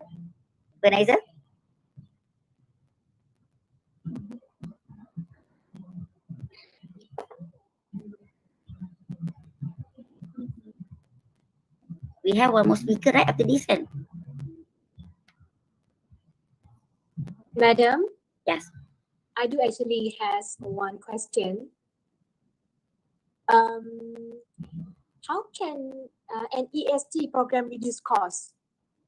Okay.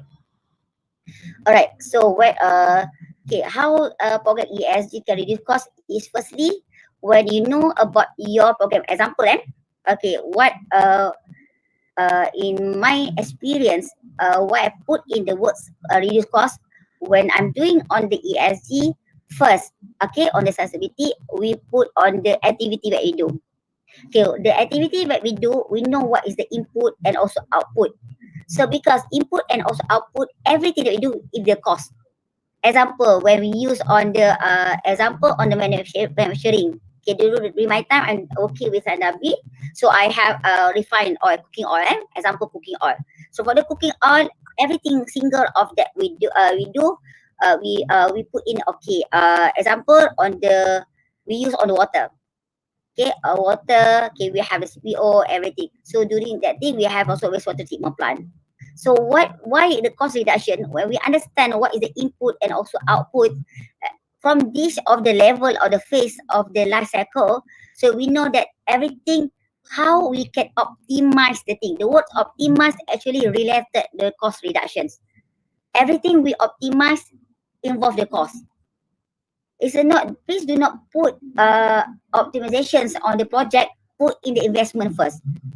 Start with the simple things. Example, simple things that not make investment. Example, know what. Okay. Okay. The main issues in Malaysia is when you have procedures. Example, the procedures to do it. Okay, how much the chemical that you use for this part? How much that actually used on the water, electricity? You do not dare to challenge that numbers. Because you said that sometimes okay 10 years 20 years okay dia ni dah lama dah kita punya on the seniors or that thing using that thing, but the main thing is if you challenge that thing because I'm doing that thing, okay, I want to do analysis. I think that electricity can be reduced more further. So that's why what we do is we do optimizations. That's mean all the chemical usage, okay, we try all the jar test, we put okay how much they actually the chemical use. So surprisingly, actually from the reduction of the optimizations of the chemical, in the really I can save in the cost. So instead of I spending on the chemicals about 120,000, okay, per year. So I put this thing and then we reduce that thing not using that chemical. So we reduce 130,000. That's mean it's an indirect cost saving to the industry. So example also, if you say about, that's why I try to relate. Okay, because during my time, I always use the tips on ROI, return of investment. Everything that I put in, example on the environmental. Okay, for environment, we see that okay, the pollutions, we think about the water, electricity, everything I put in the monetize. I put in the money, this money sign. So that's mean okay, the water, how much I use in the money. Okay, RM. So on the electricity, on the RM. If I do pollutions, what is the things that I can be got summons or the from the government. So this thing everything put in a single sense. So that is why the first thing you need to know that sometimes our management did not understand about the impact yet. Okay, that means we need to say that okay, if you relate this thing about the money, so we can see here they said that we can do the reductions on the cost reductions, then they can support you to invest on that thing. Okay. Okay. Okay. So this question, okay. Based on your talk, you have stated that a few companies quite depends on this. What we can do about this, and what kind of enforcement can be done by DOE. Okay. The first thing is on the honestly, if you say about this, if you want to become more stringent, first is government need to take action in terms of giving the license. That means if you not comply on this thing, do not give license to operate. Siapa bila you cut on the economic scale, you tak bagi ni, you akan license in the beginning it's not during the operations. It's something before you start. Because before you start, it's easier than you already start and you want to improve. It's quite challenge. It's not impossible, but quite challenge. Okay, so example, one more thing. When you want to enforce on this, the things that compliance is something that the people need to understand why they should comply. Okay, example, what I do to one of the company that actually during for the wastewater. So they want they just want to throw on the water, but what we see them, okay, first relate to the compliance compound. Second thing is something that what you can help them. Example for this thing, I do recycle. I do okay. They don't want to have to invest on that thing, but we can do is how you can reuse back the water. So what we do is you reuse back the water, and indirectly you have cost saving. So it's just only simple source saving, 5,000 per month. It's a lot, even though for them it's not significant because I have a million per month, but 5,000 per month is a lot. So something that we can do is what they really need to understand. Honestly, you cannot change people. So you cannot change industry to follow you. But how you influence them, then start with the cost saving. Start with the something that can help them win-win. So because when we start with the spending, we need to understand about the economic scale. Not everyone understands about this economic, about the impact. So what you put in the money, then you can understand. All right. Okay. So okay. All right. So the certification about ISO related to the environment only come from the CIRIM or only other organization. Okay. You need to understand about ISO. Okay, ISO is a standards for organizations, right? Okay, this one international standards organization is like 9001, 14,000, 45. Okay, they have a standard body. Dia panggil AB, accreditation body. So accreditation body, CIRIM ialah CB, certification body. Okay, certification body banyak dalam Malaysia, it's a lot. Example, kita ada Lloyds, ada SGS, kita ada BSI. Okay, so these things, SIRIM is one of it because SIRIM is Malaysian, okay. So when you want to get on the audit, okay, audit you can choose as a client, you can choose which CB that you want. Okay, this CB is auditing you as a third party to verify that you comply with the standard that you use.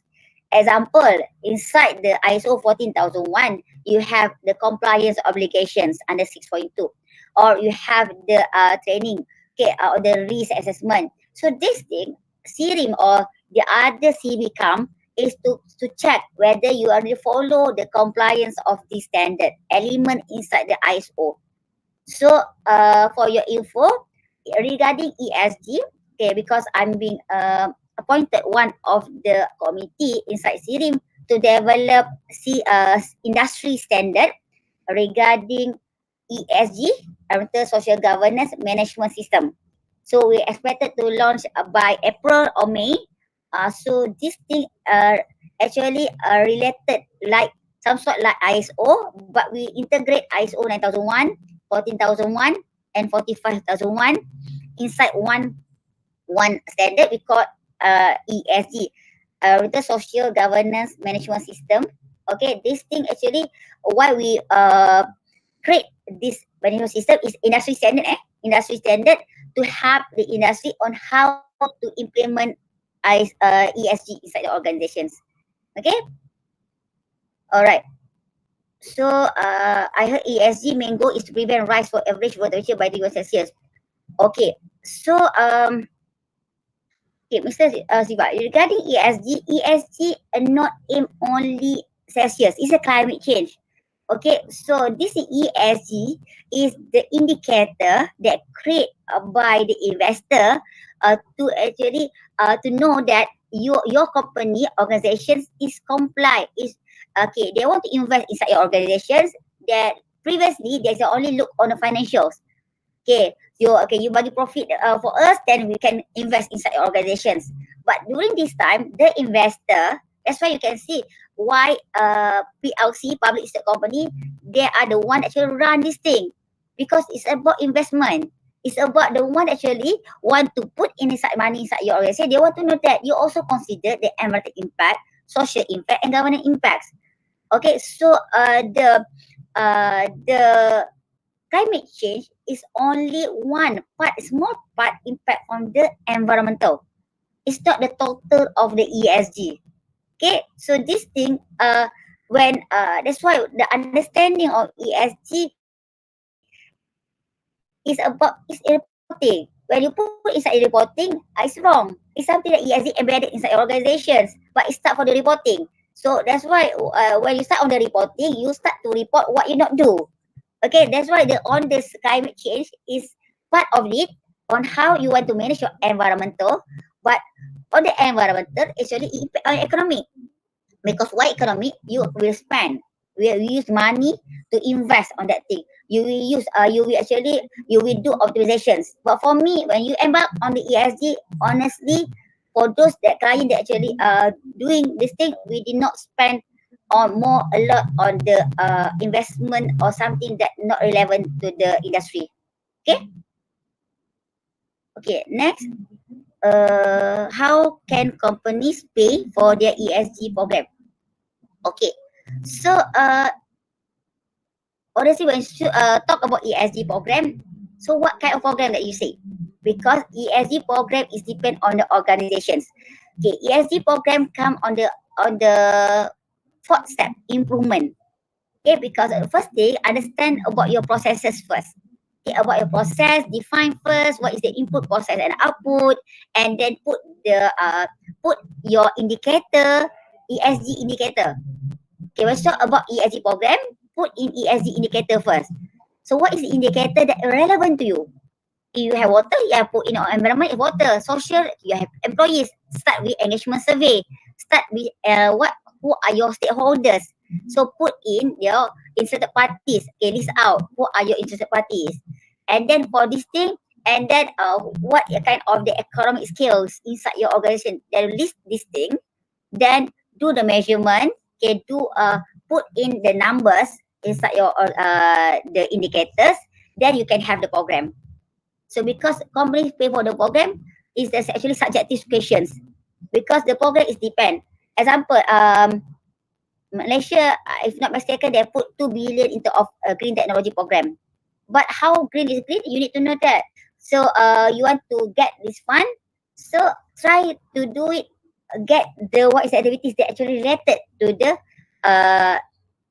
sustainability impact. Okay. So Syafiq say, tax, yes, ada guitar and guitar. GITA, tax exemptions, okay, then tax allowance. Ada? So that's why you can put in on the NB. So you type GITE. So tax exemptions and also green initiative on tax allowance. Okay, so I focus on electricity. Okay, talk about safety. How to we address the issues? Gain one of you the RM for REE mining. Then lose kilometers on natural water catchment area, and at the end we have 18 billion of artificial water storage for public water supply. Plus lost a lot of natural forest area. Okay, that's why this thing is when we talk about these issues, that's why when we understand about sustainability is about consume less. But why this happen? Because of the demand. If no demand, no that's why if demand and supply is come from us. If no less demand, less supply. So that's why when you talk about the REE mining, it's about the demand. You ask for it. That's why the industry took this opportunity to supply you, even though they talk about the green manufacturing. So that's why these things is very subjective to answer. But for me, when doing all these things, first, yes, for the kilometer natural resource catchment area, this thing is really very big losses. So that's why not about we do not support on the economic development, sustainable development, but is it really crucial or not? Is it really need or not? So and then really focus on not the issues. For me, when I do on the materiality for myself, this one is not under government, but for myself, I can see that it's not about the climate change is the big issues in Malaysia. It's about the waste. Waste management is the biggest issues in Malaysia. Because the first thing when you talk, okay, I can see that the people talk about food security. So the first thing that I ask them when they talk about food security, that you know that we actually per day we have more than 800,000 metric ton of waste, right, per day, if I'm not mistaken, and then 40% to 60% of it is a food waste. Okay, and then from that food waste, 40% of that food waste is the food that can be eaten. So how can you say that about food security? You have the waste on the food. So that is not balanced. So that's why it's really crucial that government should know about the waste management. It's about on how we can reduce the waste. Okay, so it's a lot of waste actually on the food waste. Okay, that's why when I can see on the policy, example, you just think ahead about the policy when you go to, at the hotel. There's a lot of hotel in Malaysia. We support on the hotel tourism, but is it sustainable or not our hotel? They declare on the sustainable hotel, but they have the policy when they have the food, not enough food. The policy is you need to throw, even though the food is okay, because the policy is they want to have the food poisoning. But who create the policy? When you talk about sustainability, how actually that's why this thing I already discussed with the team actually during my team with the because one of the participants is food background. They said that is about capitalism. They don't want that the people waiting at the outside of the hotel to get that food. So something that we need to change. Okay, this is the culture. So that's why when you talk about this, it's about how we can change the culture. Okay, all right. Okay, any questions? Is there any other question from the participants? If there is no other question, I would like to say thank you so much to Madam Nurul Huda for the insightful talk. As you can see, based on the talk, we can see how related sustainability with our daily lives. And also thank you to everyone for being actively participate in the Q&A session. Moving on to the next part, we will be having exciting session for the participant. So all the participants, please get ready for your mobile phone to enter the quiz. So good luck, everyone. Winner of this Kahoot quiz will be given prize. And do make sure you do all the best.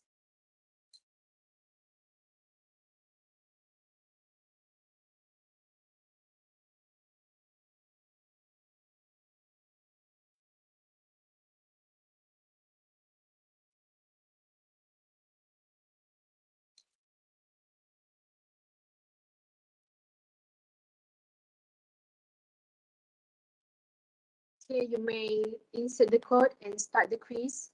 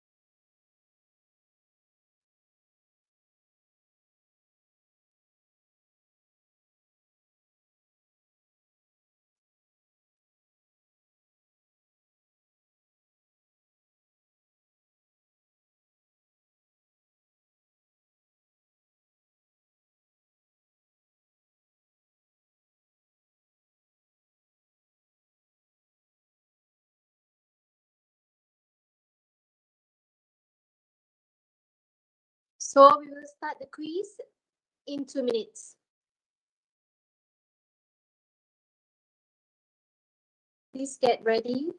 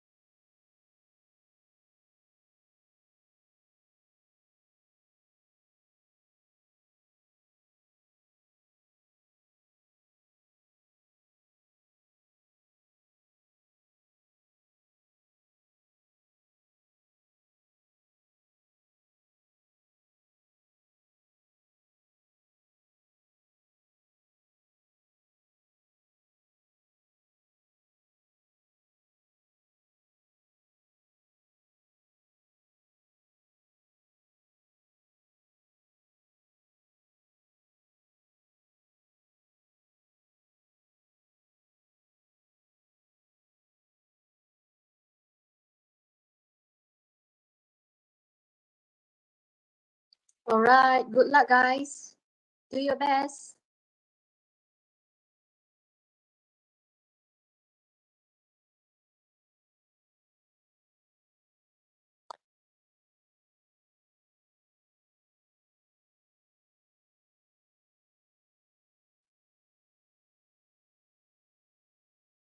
Okay, we can see Adrian is leading.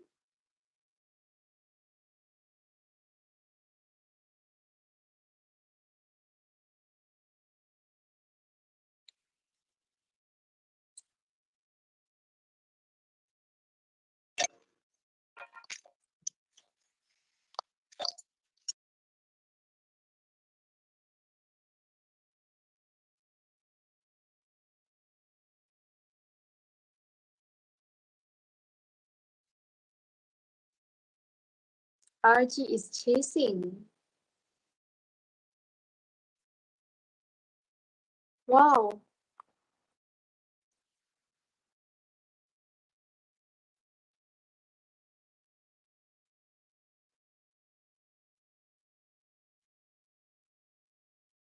Okay, come on, guys. Do your best. There is only 1 minute in this session.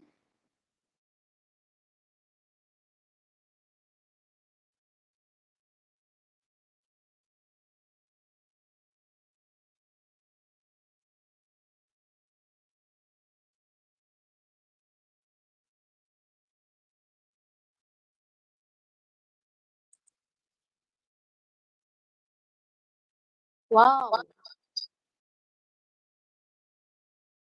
Azrin is leading.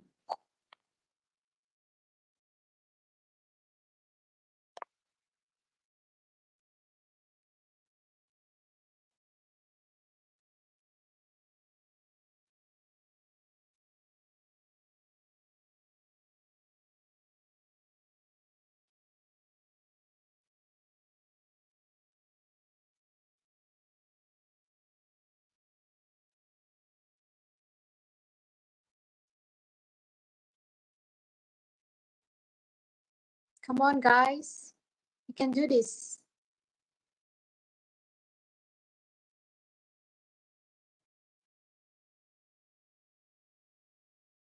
Wow, Kaijun is leading. Hanani is chasing. Come on, guys. Do your best.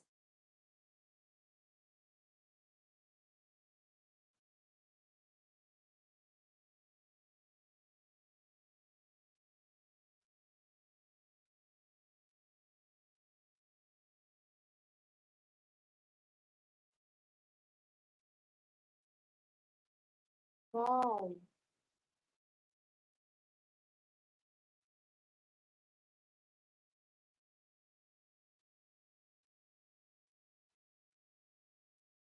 Wow. Li Xiaoteng is competing. Meanwhile, Kaijun is maintaining his place.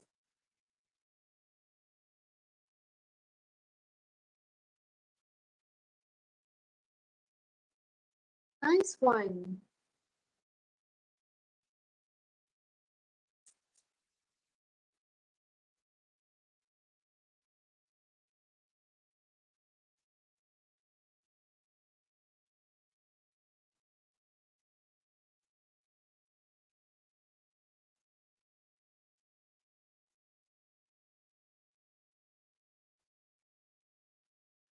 Okay, let's see who will win the game. See who will win this game.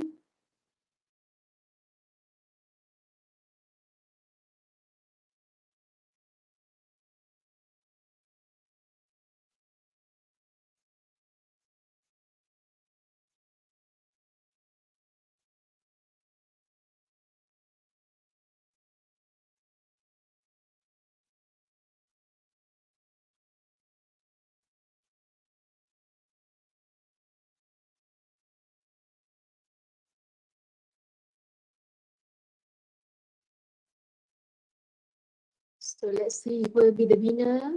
Is it Kaijun? Is it ABC? Is it Sal? Is it Xiaowei Jiang? Or is it Xuan?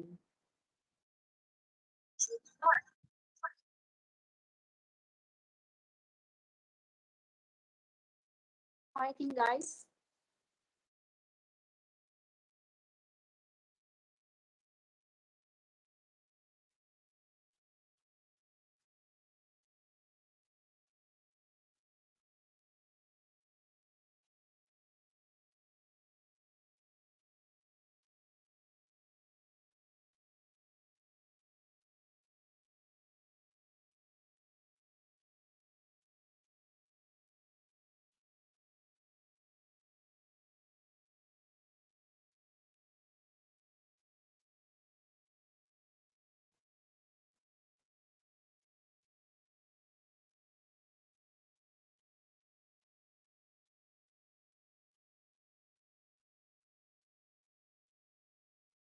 So Kaijin is maintain the place, the number one place.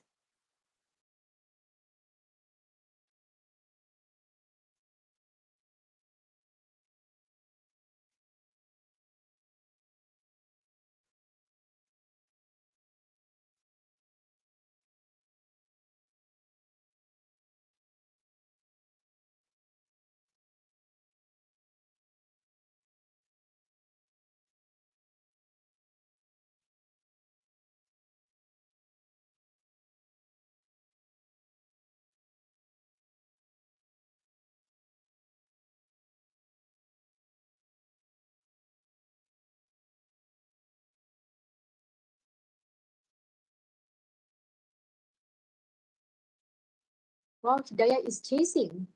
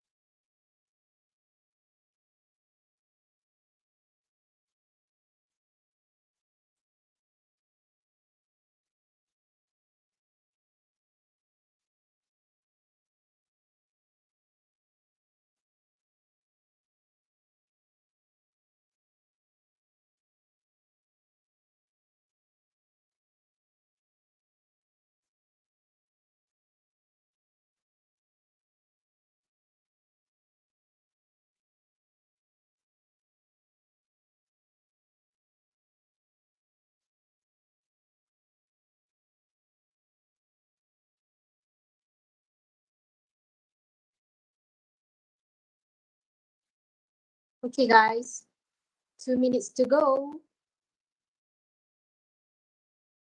Good luck. Do your best.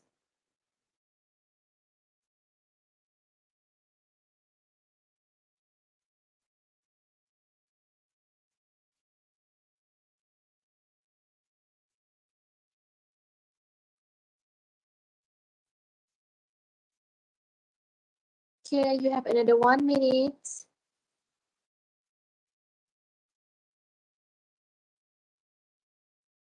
Hurry up, finish it up.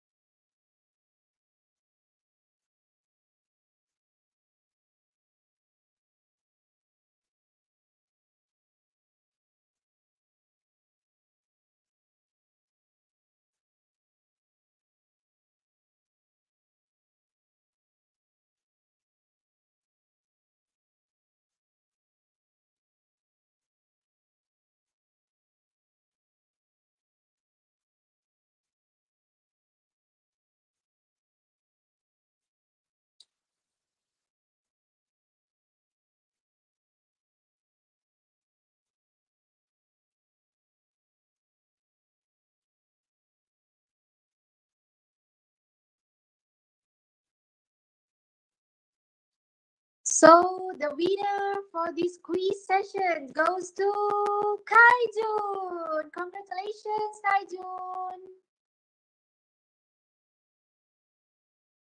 So for the winner of this quiz, you may contact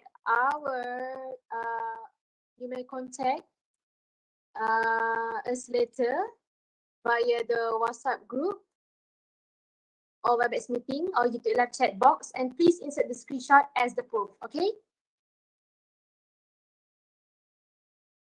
So, ladies and gentlemen, before we start our second session, all the participants are required to turn on your camera for our second photography session. Get ready, everyone. All right, ladies and gentlemen, please get yourself prepared for our second photograph session.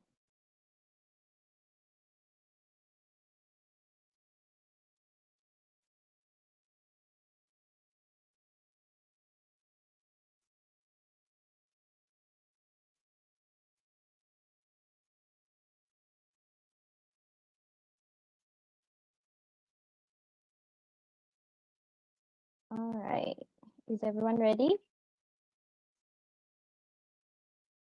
Okay, take one in count.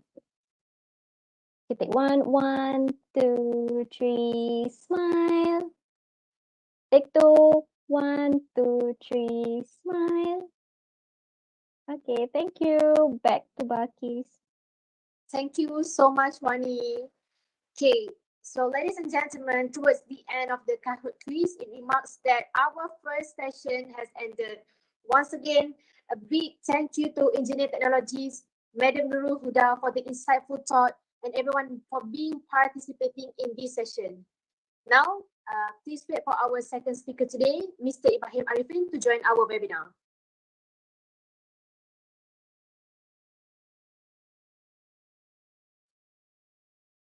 Abilities, I'm in.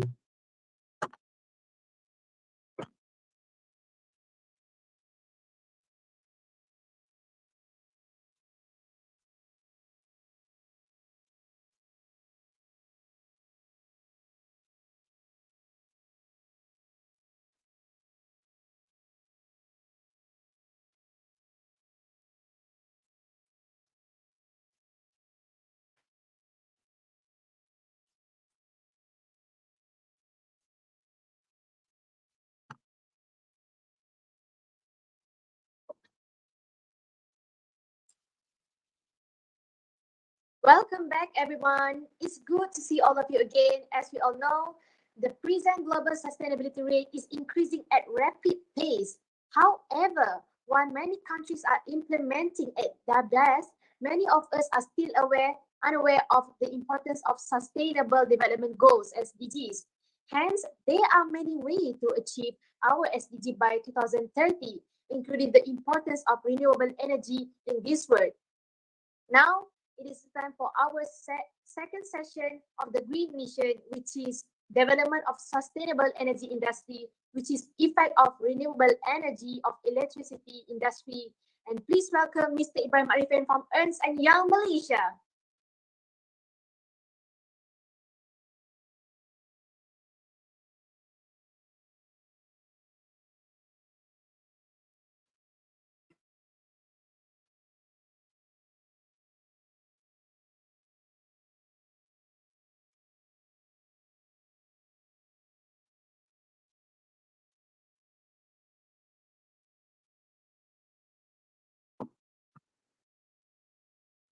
So here is some information of Mr. Ibrahim Ariffin.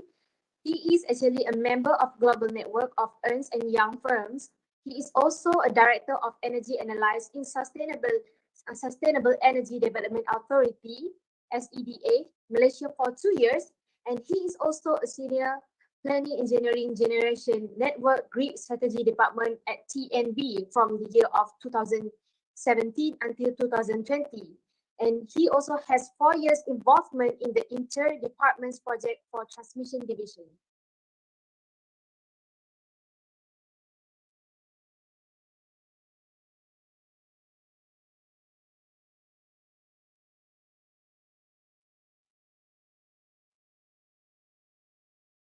So now, without further ado, Mr. Ibrahim, the floor is yours. Okay, thank you, Balkis. So, Assalamualaikum and a very good morning. Particularly, especially the organizer for this event, the dear students, and I believe there are also some viewers from YouTube live. So happy to see everyone this morning, and in particular, I would say that this particular event is indeed very good and very timely, as we see that nowadays the sustainability topics and this renewable energy is also, I would say, quite a buzzword of nowadays. So like during my sharing sessions, I will try to walk through around 1 hour time, and in between, that if you have any particular questions, then feel free to interrupt me at any time, or alternatively, you can just leave your questions in the chat box. So, okay, without further ado, let me, as introduced by Balkis, that our topic this session is more on the development of sustainable energy in Malaysia. Okay, right, so I will start with this one, the motivation towards a sustainable development. So I believe that this topic also have been deliberated a lot by our previous speakers, Puan Huda. I would say that the SDG, sustainability, and ESG are quite related to one another, and especially like this motivation, like this ESG actually is not something new. It's already been introduced. I would say the ESG part is introduced since 2004, but I would say that mostly driven by the developed nations, because they are the ones that come up with this framework. But I would say that in particular for the past 5 years is where like the Malaysian landscape is start embracing this ESG, and in starting from 2015, this is where the companies are start aligning towards ESG. So talking about the sustainable developments, these are, I would say that these are the main three things that the objective are. First is to maintain whatever level of comfort we have today for the future generations, if not better. Then the next one is to drive cost optimizations and efficiency. And the last one is on the environmental preservations.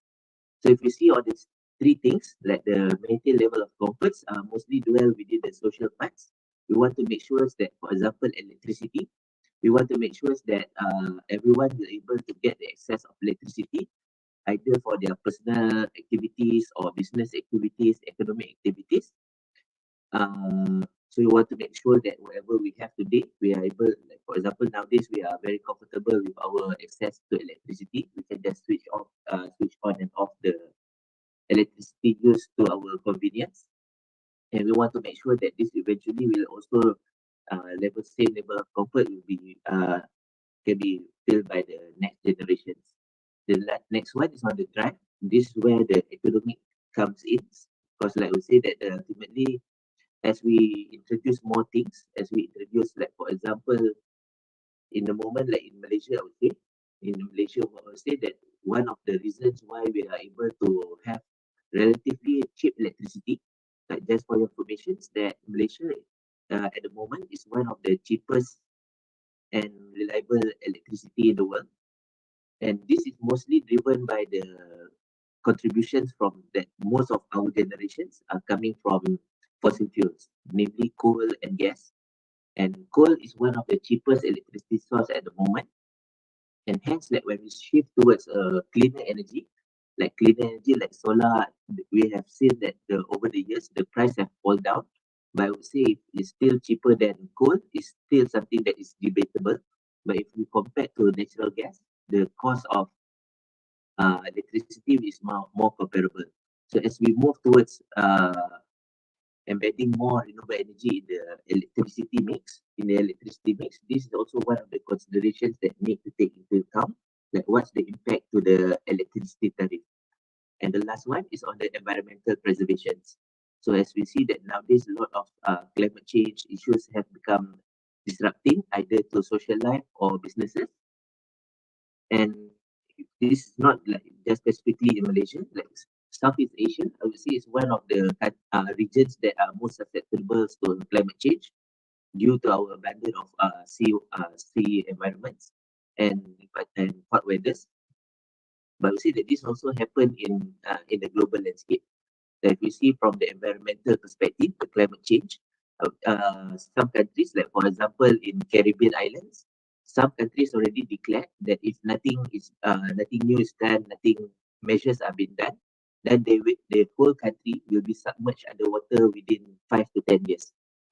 And these are in the Caribbean islands, whereas in Southeast Asia, for example, like if you try to look it up, then for example, the big cities like Jakarta is forecasted to be submerged underwater by 2050. And same goes like for Malaysia, nine states are also subjected to this risk, in which like if the global warming continues to rise, then the seawater rise will eventually will keep on rising, and with by 2015, it's expected that 9 of 14 states in Malaysia will also be submerged underwater. So these are some of the key concerns that we have seen over the years.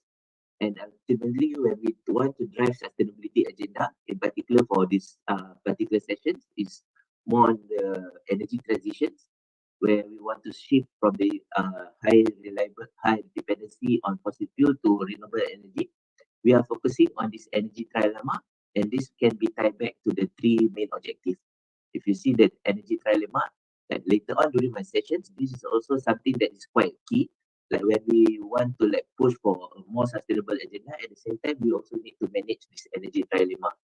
As much we want to contribute towards the environmental targets and policies, we will also need to make sure that the affordability are there and the economic benefits are being unlocked, and also like ultimately to make sure that our electricity supply remains stable.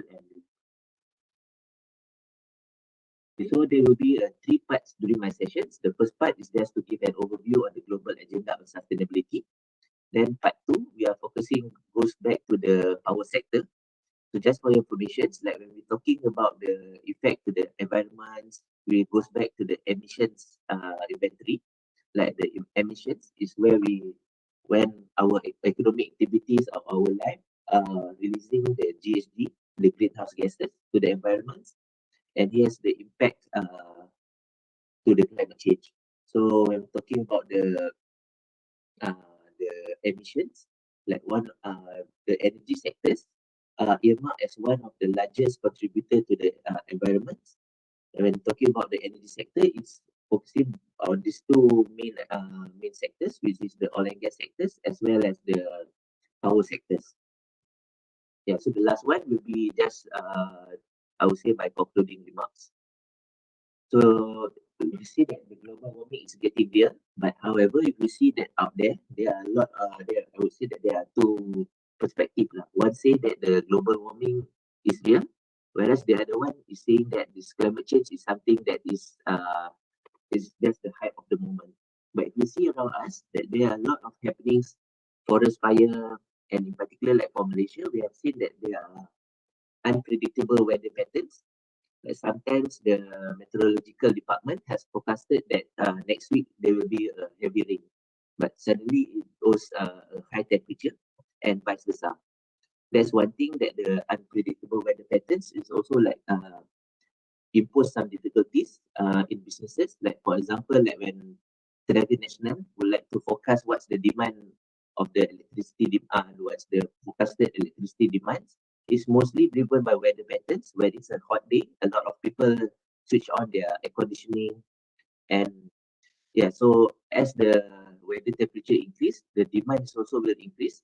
The machineries will operate at the higher loads due to keeping up with the higher temperatures.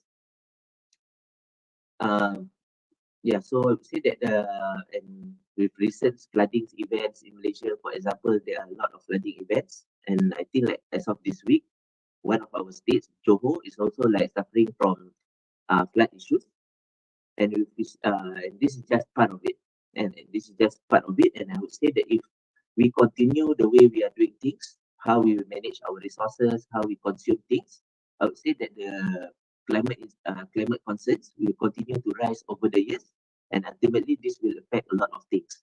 Like for example, due to the seawater rise, there is a concerns with regards to the displacement of human as well as animals, living beings, as uh, the land are shifted away due to the seawater rise. And again, like for example, due to the growing air temperatures, this also impose a health impacts to the outdoor workers. So I would say that based on this IPCC report key points, so they have highlighted that it's a code rate for humanity. This is of 2021, and last year they have updated these informations that they say that this is a necessity and no longer an optional, no longer an options. So we say that they are based on the IPCC report as well. The IPCC is the Intergovernmental Panel of Climate Change. It's a global effort. We say that the past 5 years have been the hottest on record since 1850. And I would say that one of the key points from here is that human influence, almost about 90% of the main driver of this global retreat of glaciers since 1990s. So ultimately, I would say that this global warming is mostly contributed by human itself, and ultimately, how we want to manage it goes back to the human itself. What's our actions? What is uh, our response in terms of managing the global warming?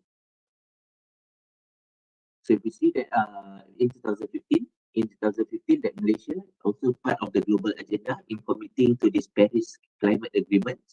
Paris Climate Agreement is something like a renewal wheels in terms of managing this climate change.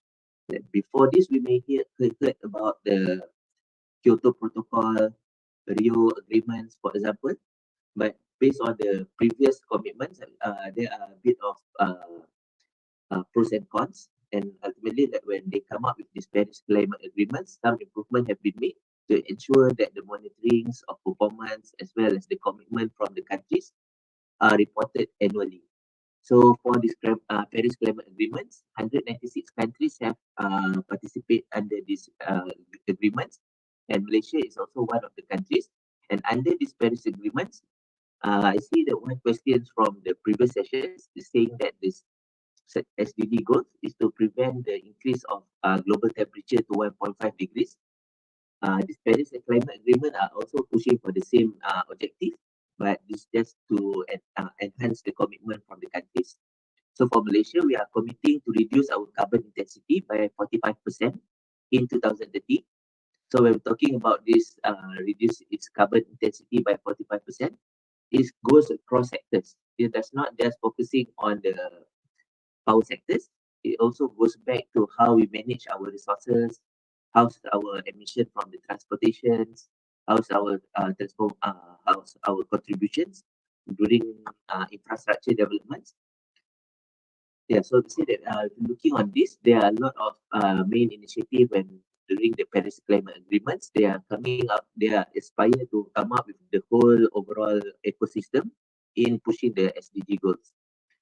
They are looking into the climate targets, they are looking into technologies, the role of forests, and also the financial part to support the transition into this SDG. So for the power sector itself, I would say that the energy transitions, shifting from fossil fuel into a cleaner source, focusing in terms of addressing these 5 particular SDG goals, 7, 8, 9, and 11, and 13.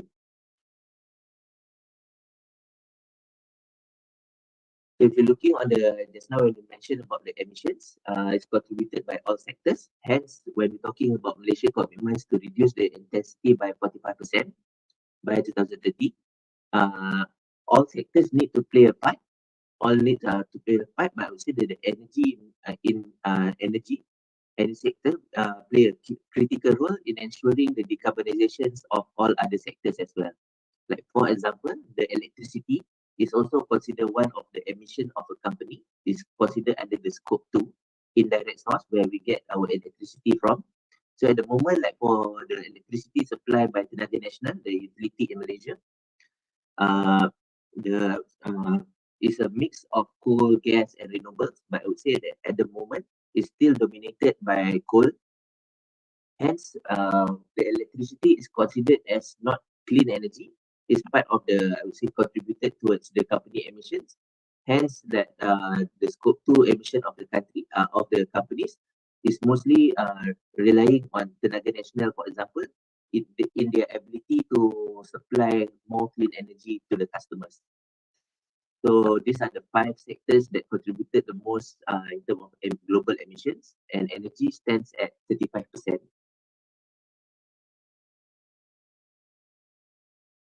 But again, it's the highest contributor, but at the same time, this also offer the biggest potentials for decarbonizations. So if you see globally, there are companies, if you see that in Malaysia context, a lot of our national giants, Tenaga Nasional, Petronas, Maybank, Samgabi, already committing to net zero targets, in which they want to make sure that they are able to bring down their emissions to almost a net zero stage. But this is looking at the longer terms, 2050. So I know that it's quite a long time. 2050 is almost about 28 years down to the road. Hence, I would say that like for example, like my generations, Huda generations is the one that's setting up the stage, but ultimately to ensure the sustainability, the sustainable performance of this initiative and achieving the 2050 targets is goes back to the youth nowadays. And hence, I'm really happy to be here today because I would say that these are the youth of in which will become the future leaders, future CEOs, future drivers of this kind of agenda. So in Malaysia, these companies have committed to this kind of targets, and I would say within these 2 years, there are a lot more companies that are joining the wagon and also like committing to this kind of climate targets. And if you're looking in the regional context and global context, we also see that a lot of other companies, they are also looking on the same targets and have started to transforming their business to ensure that they are not only focusing on profit driven, but they are also like focusing in terms of how they want to provide values in terms of the ESG, uh, either to the nationwide and global context. So I would say that these are the global movements, and Malaysia are also part of it. And if we're looking into the national point of view, that the nations are not able to like deliver these commitments if not be supported by the public communities as well as the private sectors. So I would say in addressing this climate change is a big thing. It's not really a walk in the park initiative, but ultimately the concerted effort by all the communities, all the ecosystems, and all the stakeholders are key in terms of ensuring that we're able to deliver our targets. So mainly these are the context in terms of the sustainability in the global agenda. So I believe that previous sessions also have deliberated more in terms of what's the ESG, how it can bring values to the companies, the national as well as the global space. So next we are shifting to the part two, the sustainable energy in Malaysia, power sector. So when talking about the electricity supply industry, it goes back to any other economic activities. We need to look into the demand as well as the supply. So as we want to like, for example, just now I mentioned that the coal are one of the main sources of generations in Malaysia. It falls under the supply chains. And if we want to like pushing down the coal, then what are the options that we have if the demand continue to rise? So if you see on the demand side, the annual demand, electricity demand is forecasted to have a continuous growth over the years. Based on the single buyer. Single buyer is one of the demand projections in Malaysia. We are looking into about 2% of increase in demand growth annually. And if we're looking into these 2% breakdowns, that the contribution of the electricity demand is mostly coming from industrial. So when talking about industrial, we know that there are processes, there are business activities, also like emitting GHG during their operations, and they are heavy consumers. They are heavy consumers, and during their operations, they might also release other GHG type like NOx, nitrous oxide, sulfur dioxide, for example, methane, and this also part of the GHG contributors to the environment. So if you look in, these are the main sectors that are driven the economic growth, industrial, commercial, and domestic. And in addition to this, there will also be an increase of demands due to the annual population growth. Like in Malaysia, I would say the population growth is roughly around 1.5%. So this also leads to the new demand users. So if you see from the trending on the demand side, it's continued to rise over the years. Whereas on the the supply sides at the moment is mostly focusing on the coal, gas, and hydro contributed about 11%. But however, we are setting up the positive target for Ariffin penetrations. As we go down later slides, that we'll try to deliberate more in terms of how our transitioning from fossil fuel to renewable energies. So, but before that, just to say that the current trend on both demand side of the supply of the power sectors, so the orange lines represent the demands. So as mentioned earlier, that the demand is forecasted to continue to increase uh, until one point where we reach the saturation points, in which we have become like some sort of like, if you see the developed nations like Europeans, UK, United States, for example, their demand growth is roughly around 0.2%, 0.3%. It's not because they are not growing, because they are already developed nations. So if you see from the orange line, it's continuing to rise, whereas the reliance, the green lines are representing the dependency on fossil fuel. So there are a lot of saying that the fossil fuel availability are one of the key concerns. Some saying that the source itself are depleted, but some say that the source will continue to will always be there. But the difficulty in extracting the fossil fuels become more challenging as it goes deeper in the sea. That's one thing. And the other thing is on the fluctuations of price above the baseline price. So the fluctuation price, like when we rely on these fossil fuels, coal or gas, is subjected to the market price out there globally. For example, the gas price, like say starting from last year, is mostly like become fluctuating and intermittent due to the geopolitical tensions in Russia and Ukraine. And in particular, like for Malaysia, for example, like last year, like for example, like when we depending highly on coal, but coal is fully imported from other countries. I would say mainly Indonesia, Australia, Africa are some of the countries, and Indonesia are one of our main suppliers of coal for the Malaysia consumptions. So like last January, I would say that there are sudden news saying that the Indonesia are no longer exporting their coal. Hence, during that time, the cost of procuring the coal have increased almost about 5 to 6 times. And this, if we translate to RF values, it increased the cost of operating the electricity supply industry almost about 400 million per month due to the shift, due to this impact. So like moving forward, we say that we are looking into like so if we continue to rely on the export from other countries with regards to the coal and our resources, then this is also one of the challenges that we are subjected to their regulations, we are subjected to their directions, and also we are subjected to the market price volatility. So ultimately, that is just to like how to fill up the gap. So these are the gaps that as we over the years, the reliance on fossil fuel reduce, the electricity demands are increased, then we are able to see this demand supply gap. So the question is how to fill up the gap. So if we want to plant up more fossil fuel plants, it will give an impact to the environment. But if we want to push for a higher penetration of alternative energy like renewable energy, for example, there will be a financial impact either in terms of the investments or ultimately to our electricity tariff.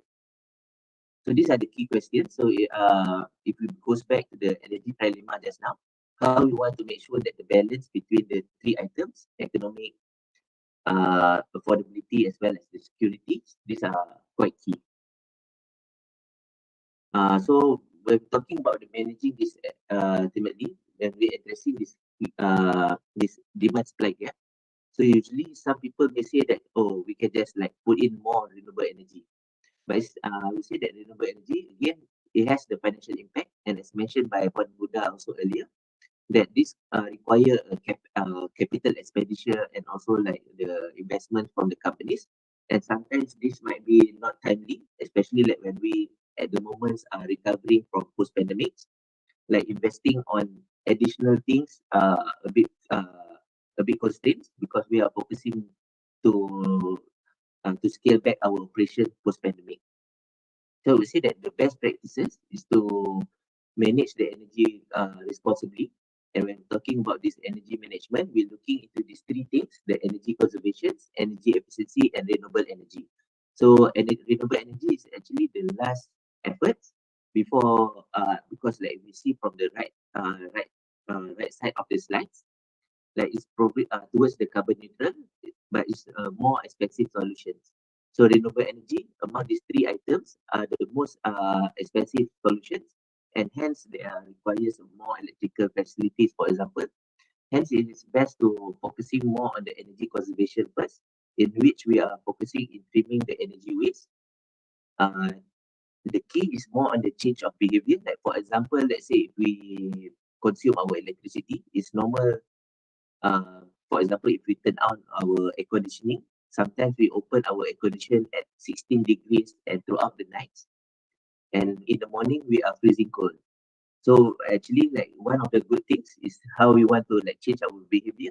We are able to set at a higher temperature. Like for example, 24 degrees. I saw that in some companies they have this policy to make sure that their temperature is maintained at 24 degrees. This is already considered as a comfortable room temperature.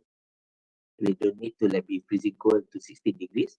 So like ultimately like revising this 16 degrees to 24 degrees is also like able to like contribute towards a lesser consumptions and also a savings in terms of our electricity demands. And also another things like because like air conditioning is one of the main appliances in household nowadays. So adjusting the temperatures are one thing, and another thing is more like turning on the timer.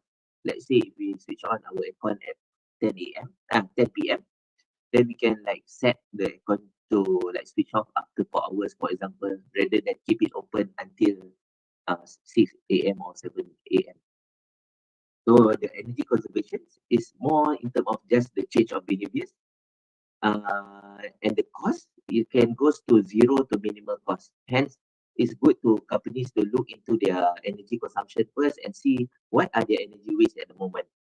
Sometimes when we at home, we tend to like continue to charge our phone, our mobile phones, our power bank over the night, for example. And this is also like part of the change of behaviors that are needed to make sure that we are able to eliminate the energy waste. Next, we move to the energy efficiency. It's more in terms of the improve the power quality via technology.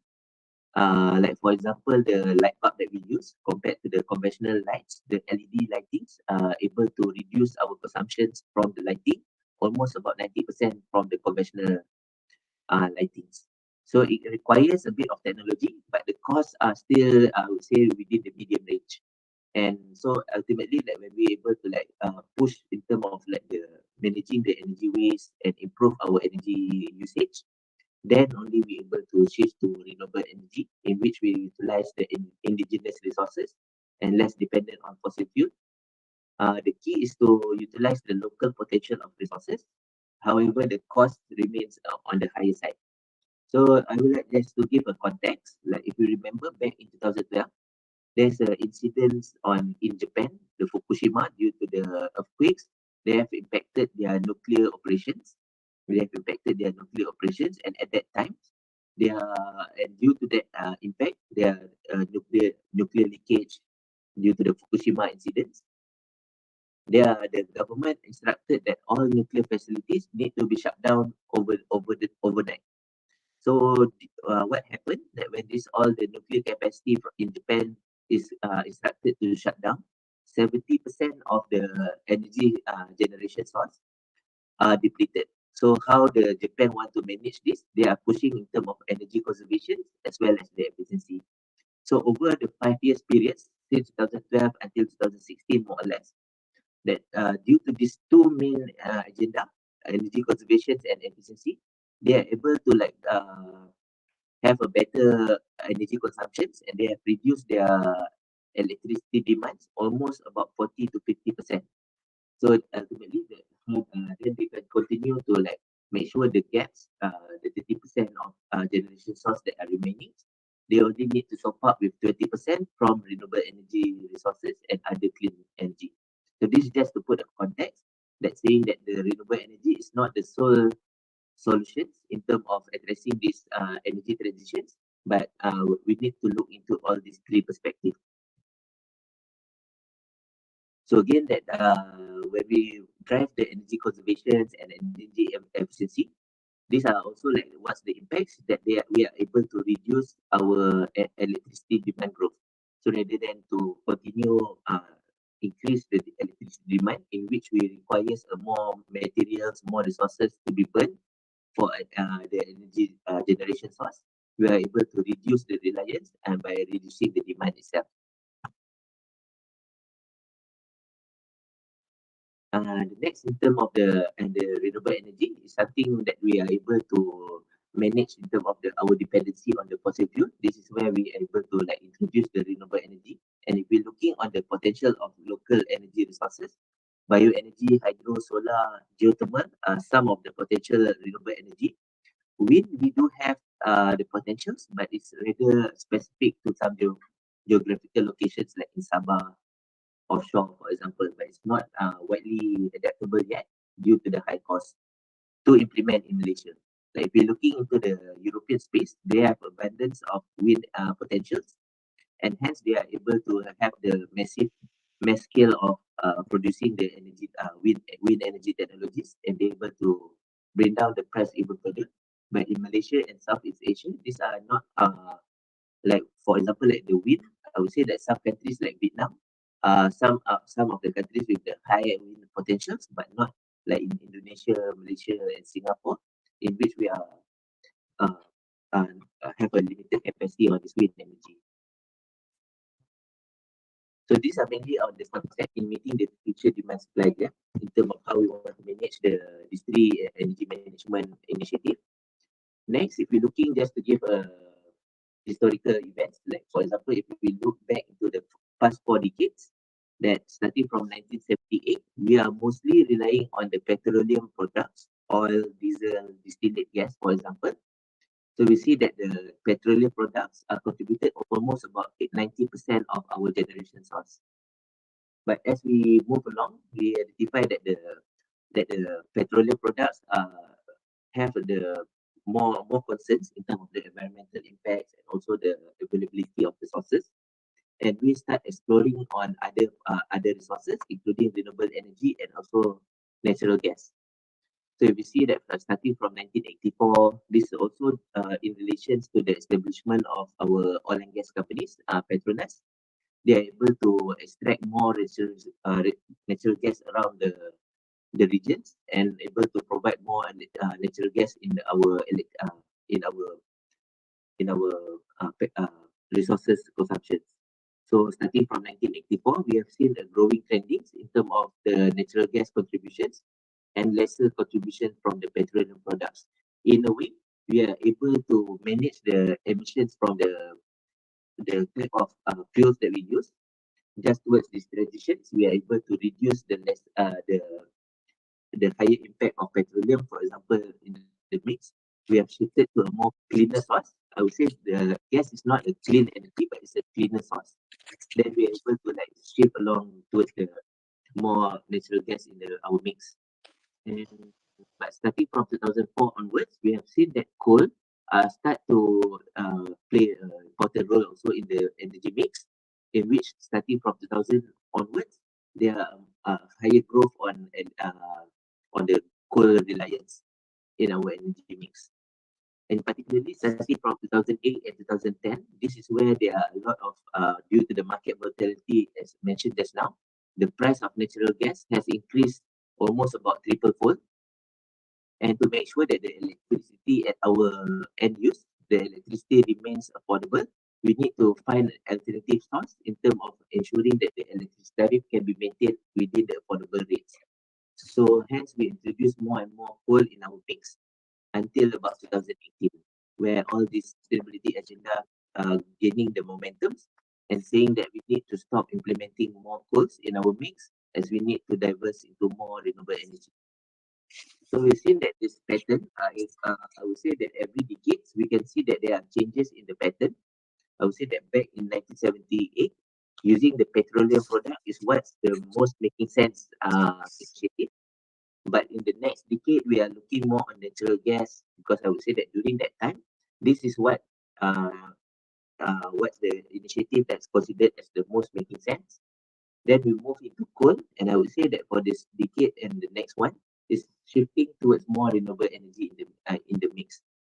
Like personally, when I was in Tenaga Nasional back in 2015, I would say that Malaysia is like this renewable energy is something that's quite alien to many, even to businesses. We're seeing that we have a lot of skepticism with regards to the renewable energy. We're seeing that this is meant for smaller scales, not meant for the larger scales.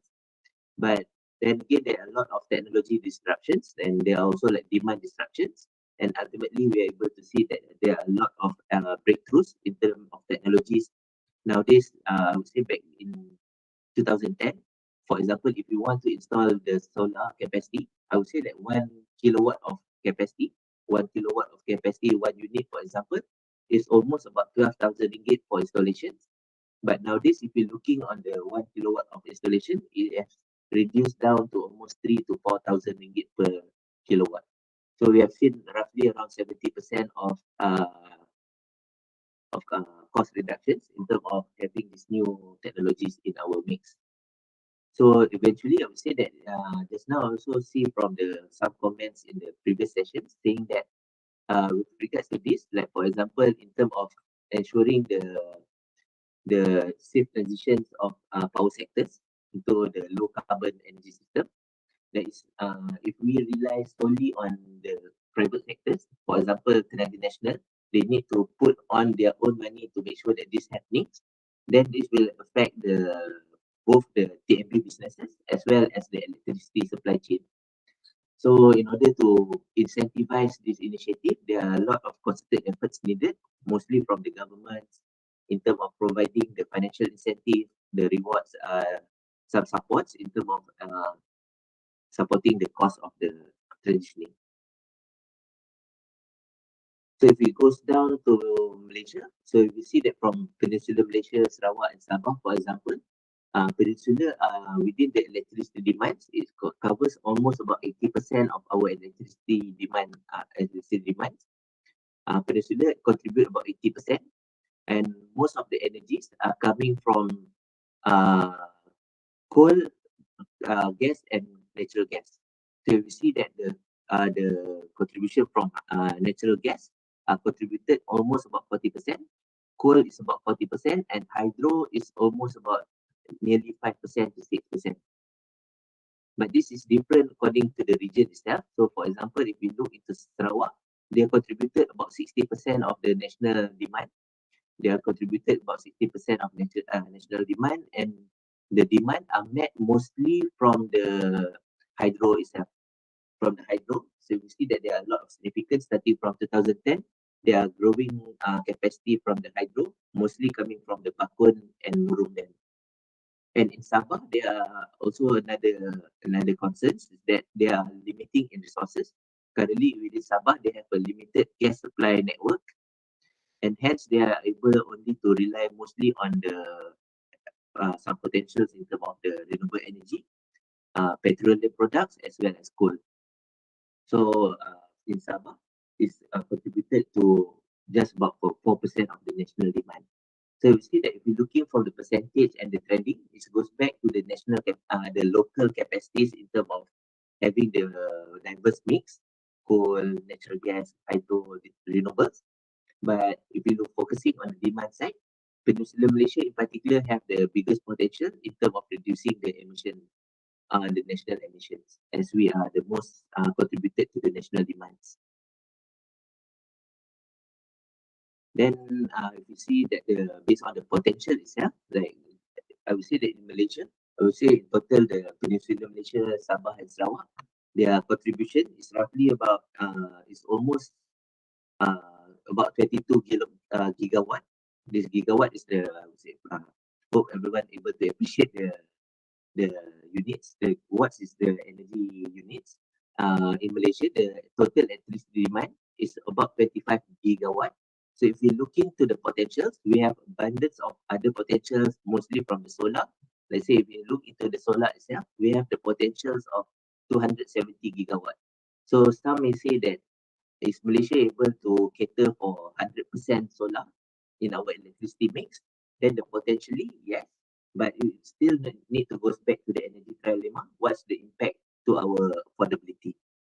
So solar, 270 gigawatt, this consists of the land potentials, rooftop potential, as well as the floating, as the water surface potentials in terms of having the solar technologies. Large hydro, we also have abundance of sources, and particularly if I may focus on the geothermal, for example, the geothermal, if we see that the potentials are limited to some geographical locations, mostly in Perak and Sabah. Hence, balancing the resource availability and the access to the energy itself and the affordability are key in terms of unlocking the potential of this renewable energy. So next, just to show the journey of Malaysia itself. So starting from 2001, we have introduced the small renewable energy power, or in short, we call it SREP. And at this time, we are focusing more in terms of hydro and bioenergy, because at this time, at this moment of time, the solar commerciality is not really there yet. The pricing are still expensive. Hence, we are focusing more in terms of developing small hydro as well as bioenergy. But however, I would say that after about 10 years of implementations of these REP programs, the contribution from RE in our energy mix is still within less than 1%, or roughly I would say about 53 megawatt. But in 2011, lesson learned from these programs, again, that the government of Malaysia have come up with these two acts, the Renewable Energy Act, which introduced the feed-in tariff mechanism, and the SEDA Act is the establishment of the Sustainable Energy Development Authority as the RE regulators to monitor the FIT implementations.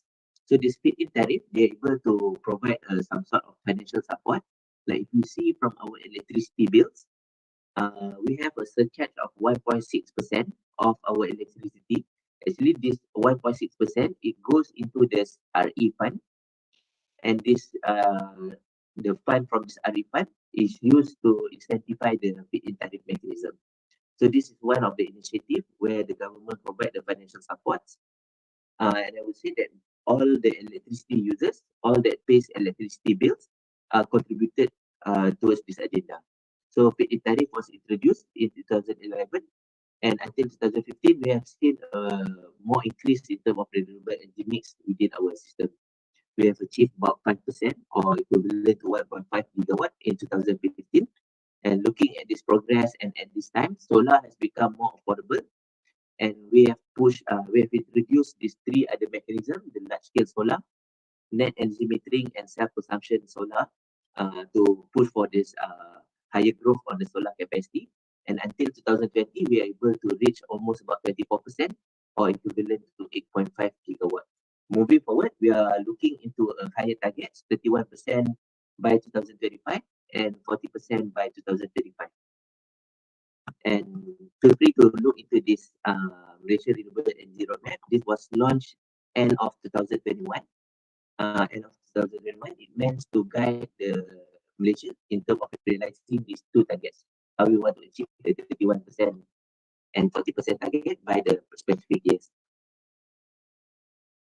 So if you're looking into the energy mix itself, these are where the contributions are. Like for example, when I mentioned about 8.4 gigawatt in 2021, these are the mix, mostly contributing from the large hydro. Next are the solar, and the others are mostly from the bioenergy, biogas and biomass. And if you see, it's different from one region to another. Like Peninsular Malaysia, we have quite a balanced source. We have a solar potential as well as the hydropower. Whereas in Sarawak, they are able to leverage more on their water resources. And if you see that their significant contributions are mostly from their Bakun and Murung, which is the large hydro resources. Whereas in Sabah, there are a lot of constraints a bit, but I would say currently they are building up their renewable energy capacity. But if you see, they have also like a bit of diverse mix from biomass mostly. If you look into the palm oil estates, this is where the locations have the most potentials in Sabah. Hence, they are also able to leverage on this empty fruit bunch, for example, as part of the energy source as well. So in Sabah, biomass are the one that dominating the RE portfolio. Large hydro comes after, then the solar comes after. So according to the regions and according to the state itself, each have their own unique propositions and challenges. And at best, the state governments, for example, need to understand what's best to their states. So moving forward, these are the intended targets for 2035. We're talking about reaching out about 13 gigawatt of renewable energy capacity in our mix. We are looking to this mix, in particularly to ensuring that the balance are there. And this also the 2035 targets, realizing the 18 gigawatt, additional 5 gigawatt from the 2025 targets. So ultimately, like this addition of renewable energy, they will ultimately reduce our will replace the dependency on fossil fuel. Like for example, in 2021, Malaysia also have committed that they are no longer building up new coal plants, and ultimately will just was like the coal plant that was built in the earlier years, they are subjected to some commercial and they need to make sure that their investment are returned timely. So at the moment, I would say that whatever the existing coal plants will continue their operations until their end terms. Like I would say that starting from 2030 onwards, there will be more and more coal capacity to be retired and to be replaced by more renewable energy. So ultimately, within the Malaysian Renewable Energy Roadmap just now, so you can see that there are, like if you download the documents and look into the framework, they are focusing on these 5 areas. The first 4 pillars are mostly focusing on how we're able to optimize our resources with regards to solar technology, what's the ecosystem of the solar that Malaysia can build up to accelerate the solar solar implementations, bioenergy, hydro, and new solution and resources. So the new solution and resources, because we see that this renewable energy space are quite a fast evolving sectors. There are a lot of new source of energy from year to year. Like for example, aside from this solar, bioenergy, and hydro, we are also talking about hydrogen nowadays. We are talking about wind technology. We are talking about geothermal. We are talking about algae oil. Like we always looking into biomass and biogas, but now they are also looking into bioliquid, in which, for example, Malaysia, we have potentials in terms of harvesting algae, and algae is also like one of the good potentials because like algae during the I would say that during the living of the algae, one of their main sources are eating the emission itself. So that's one thing on terms of capturing the emissions. But ultimately, when the algae, they can be produced the algae oil, in which can be considered as one of the energy sources as well. So on the pillar number 4, the new solution and resources is more in terms of looking on other potentials, other new technologies with regards to renewable energy that enables the transition towards this low carbon energy system. And the 5th pillar is covering on the ecosystem itself, like in order to make sure that the renewable energy able to meet the customer demands, we need to make sure that the grid network, the electricity grid networks are established and able to facilitate the growth, improve access to financing, shape human capital and infrastructure. The shape human capital and infrastructure are quite key because I also happy to hear from Huda just now saying that if we have a Ferrari, for example, but we give the Ferrari to a 2-year-old to kids, for example, then we are not able to really optimize the benefit from having this Ferrari. So, so same goes like all these new technologies are something new, like for example, operating the coal plants, operating the gas plants. We already have a lot of experts in the industry. But in terms of operating this new technology, is also part of the capacity buildings. So if it's not properly managed, then ultimately it will be a standard assets and this will also impact the economy of the nations. And ultimately to increase the system flexibility, this also goes back if some of us are familiar, there are a lot of talking about smart grid in terms of facilitating for higher energy, renewable energy. So the increased system flexibility is more focusing in terms of how we want to make our electricity network become a smarter network. So these are the main strategic framework in terms of pushing the RE targets and realizing the national RE targets. So these are some of the summary in terms of the initiatives that have been taken place over the years. Renewable energy, there are several initiatives in place, feed-in tariff, large-scale solar, net energy metering, and Cisco. Like each one of these have their own focus areas. Like for example, if I can say that 2, 3, and 4 are mostly looking on the solar technology alone, whereas the feed-in tariff is looking into other than solar technologies. So these are one of the key things that each of the programs are focusing on the specific technologies. The secondly is the purpose of the mechanism itself. Like for example, the feed-in tariff is solely the energy generated from the renewable energy plant goes to the grid, whereas the net energy metering is allowed for the rooftop installations, either it be at our houses or offices. We are able to have the energy generated from our rooftop solar to be consumed first, and whatever surplus energy we have, we are able to export back to the grid. And for the large scale solar, it's similar like feed-in tariff, where the energy generated are solely to be exported to the grid, whereas on the four, the self-consumptions, as per the name itself, it will mainly for the self-consumptions only. They are not able to export back to the grid for any extra energy. So this on the renewable energy. Next, on the energy efficiency, there are also a lot of initiative. Green Pass is one of the things. Like Green Pass is something like the certification of green buildings. So some are looking on GBI, for example, some looking on the Green Index. These are some of the certifications available to make sure that the buildings are certified with green initiative and green features. Then we have this Bedrock system. Bedrock system is also like one of the free platforms in terms of monitoring our energy consumptions real time.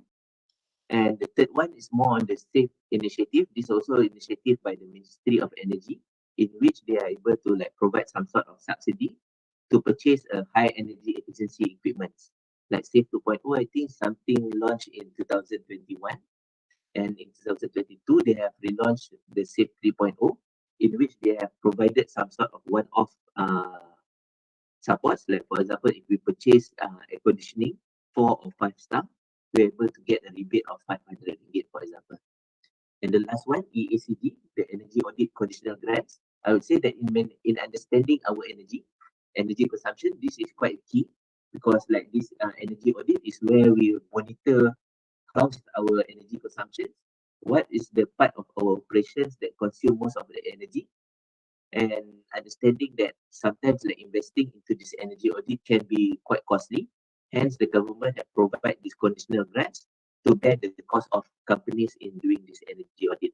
So this EACG is open for all commercial and industrial sectors. They are able to apply for this grant to conduct some sort of energy audit in terms of their companies. Then by having this one, that they're able to like understand better how their energy consumptions, and when we're talking about managing and reducing their consumptions, what are the areas that they are looking into? Like for example, renewable energy estate, that this might not be the sole solutions. Like for example, if we install the renewable energy, we need to understand how it impacts our consumption. Will it able to reduce what's our intended reductions? But some cases, like for example in the industrial, sometimes the issues are the lack of efficiency in terms of their equipment. Sometimes their equipments are a bit aging. Then same goes like our car, for example. Like if we use our old car, the fuel consumptions are a bit higher due to the reduced efficiency levels. And same goes like the machinery in the industrial sectors. Sometimes due to the lack of maintenance, sometimes due to the operating conditions, the efficiency of the equipment have reduced year to year. And hence sometimes the retrofitting of the existing machinery or replacing with a higher energy efficiency equipment are the better solutions compared to the installation of solar. So different companies are subjected to different consumptions and operations, and understanding their energy consumptions are the key and base point to know what's the best investment in terms of reducing the energy. So these two focusing on RE and EE, whereas there are also like this initiative, this low carbon cities. This low carbon cities initiative, if we look into the Google, they are also like the policy on this, the low carbon cities master plan, in which they are intended that by 2050, all urban cities are a low carbon cities. Like if we see that, for example, in Kuala Lumpur, if some of you guys have been in Kuala Lumpur on Sunday, like they have like no vehicles day, no car day, and like they are promoting for people to cycles or do some walking and jogging in the KL, and during some period of time, vehicles are not allowed to come into the city. So these are part of the initiative by Dewan Bandaraya Kuala Lumpur, DBKL, to ensuring that their low carbon aspirations can be realized. So like this low carbon city initiative, it covers the whole Malaysia, but it would, I would say it's a phased approach. Like for the next 5 years, they are focusing on some areas, mostly in the Lembah Kelang, in the Klang Valley. They are focusing this for the next 5 years. Then the next 15 years, they are focusing on the other states and so on. So this intention is to make sure that our cities, our buildings are incorporating all the green features and energy saving measures to make sure that the building itself does not consume too much energy. So for your information, like for example, in the buildings, we are talking about low carbon buildings. But in Japan, for example, they are already like looking into zero energy buildings. So like zero energy buildings, how they are able to deliver this? This is mostly relying on their design, active and passive design, the kind of wall they use, the kind of glass they use, to make sure that the buildings are enabled to maximize the natural lightings and also the natural ventilation for cooling purposes. And the last one is on the training. This goes back to the capacity buildings and the human capital developments.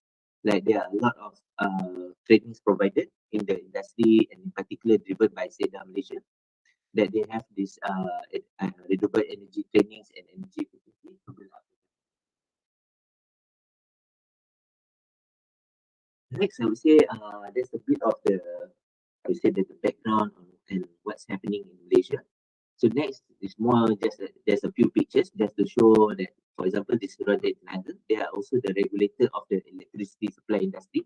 You may visit these buildings. It's in Precinct 4, Putrajaya. The buildings, if you see that, is built up based on this diamond shape. And ultimately, what's the intention is to maximize, if you see from the dome at the roof, this is where the most of the lighting within the buildings are consumed using the sunlight itself. So they are able to reduce the needs to switch on the lightings. They are able to optimize the natural lighting for most of their consumptions. And they have a solar ready rooftops to build up the solar capacity and some of other green features to make sure that the buildings are low energy buildings. And plus they have the embedded the energy management system to ensure that the energy consumption can be monitored, and they have assigned energy manager to monitor and to report in terms of the energy consumptions. So these are one of the low carbon buildings in Malaysia. Next, the various location of rooftop solar. So we are talking about solar. It's a bit flexible technologies in which we are able to install it on the ground, we're able to install it on the water surface, we're able to install it at the rooftop. So we see that looking at the Malaysian geographical locations, because we are not like Middle East, we are not like Australia, we are not like United States, in which we have a lot of non-utilized lands. We don't have deserts, we don't have infertile lands. For example, if you see that in Malaysia context, that most of our areas are green areas. So ultimately, like we're talking about installing the ground mounted solar, sometimes we need to cut tree and install with solar panels. So I would say that this is not really a sustainable solution, because like trees, I would say the most advanced technology in capturing the carbon emissions. So I would say that in Malaysia, I would say that the rooftop solar, I would say that the most viable solutions, because like we have abundance of rooftop, we have a lot of buildings, we have a lot of factories, for example, in which their rooftop are not utilized by any other purposes. Hence, like installing the solar will enable some benefits to the companies and nation worldwide. So we see that there are a lot of buildings already like integrated solar within their rooftops, and TMB, Bosch, for example, from the industrial sectors, domestic, and if I may like deliberate a bit, for example, this traditional house in Sabah, like their solar installations, aside from enable the electricity supply to the rural areas, they are also able to spur the economic activities within the community. So like we see from this traditional house, it's a off-grid solutions. It's a off-grid, it's not connected to the national grids. It's not a national grid. So all along they have difficulties in accessing electricity. But with the solar integrations, they are able to use the electricity and during the day, and they're able to like spur economic growth, economic activities within the community. They're able to do more things by having the electricity supply from solar. Next, this is one of the examples of the large-scale solar farm. So this is in Gambang, Kuantan. It's almost encroaching about 200 acres of land. So if we see that there requires a lot of lands, but these are one of the potentials. But again, it's at the expenses of the trees around the areas. So this also like one of the considerations when we do all this one, like we able to like scale up all the solar capacity. We're able to like scale up all the solar potentials, for example. But this like how do we want to implement it? Do we want to cut trees and install the ground mounted solar, or we want to have a more targeted consumptions by pushing for more rooftop solar in the mix? So like this this large scale solar, the in Gambang is actually owned by UiTM. It's actually owned by UiTM Energy, and it's part of initiative to ensure that the UiTM holdings, in particular, able to gain more revenue in terms of their businesses. So like this particular solar farm, actually you can see it if you drive towards Kuantan, and this, you can see it just next to the Lebuh Pantai Timur. Next, this one is the hydroelectricity plant in Cameron Highlands, Pahang. It has been start operations back in 2016. So if we see that is a nice view, but I would say that building up this requires a lot of biodiversity impacts, in which requires to clear up the lands and to build up the dams. And aside from the impact to the environments, they are also have the impacts to the indigenous people around the areas. But I believe like based on the regulations set by the Department of Environment and other authorities, for example, this plan is belongs to TMB, and they have taken some measures to make sure that they're able to manage the impacts to the environment as well as the social. Like for example, as it impacts the livelihood of the indigenous people around the areas, like TMB also have invested almost about 100 of millions for the relocations and to ensure that their livability can be continuous. So these are Cameron Highlands, 372 megawatt. Next, if we look into the Bakun plant, so let's say if one of us able to go there one day, I would say that this Bakun Sarawak is entirely like I would say that if we go there, you can see that there is a very huge potential, and ultimately that this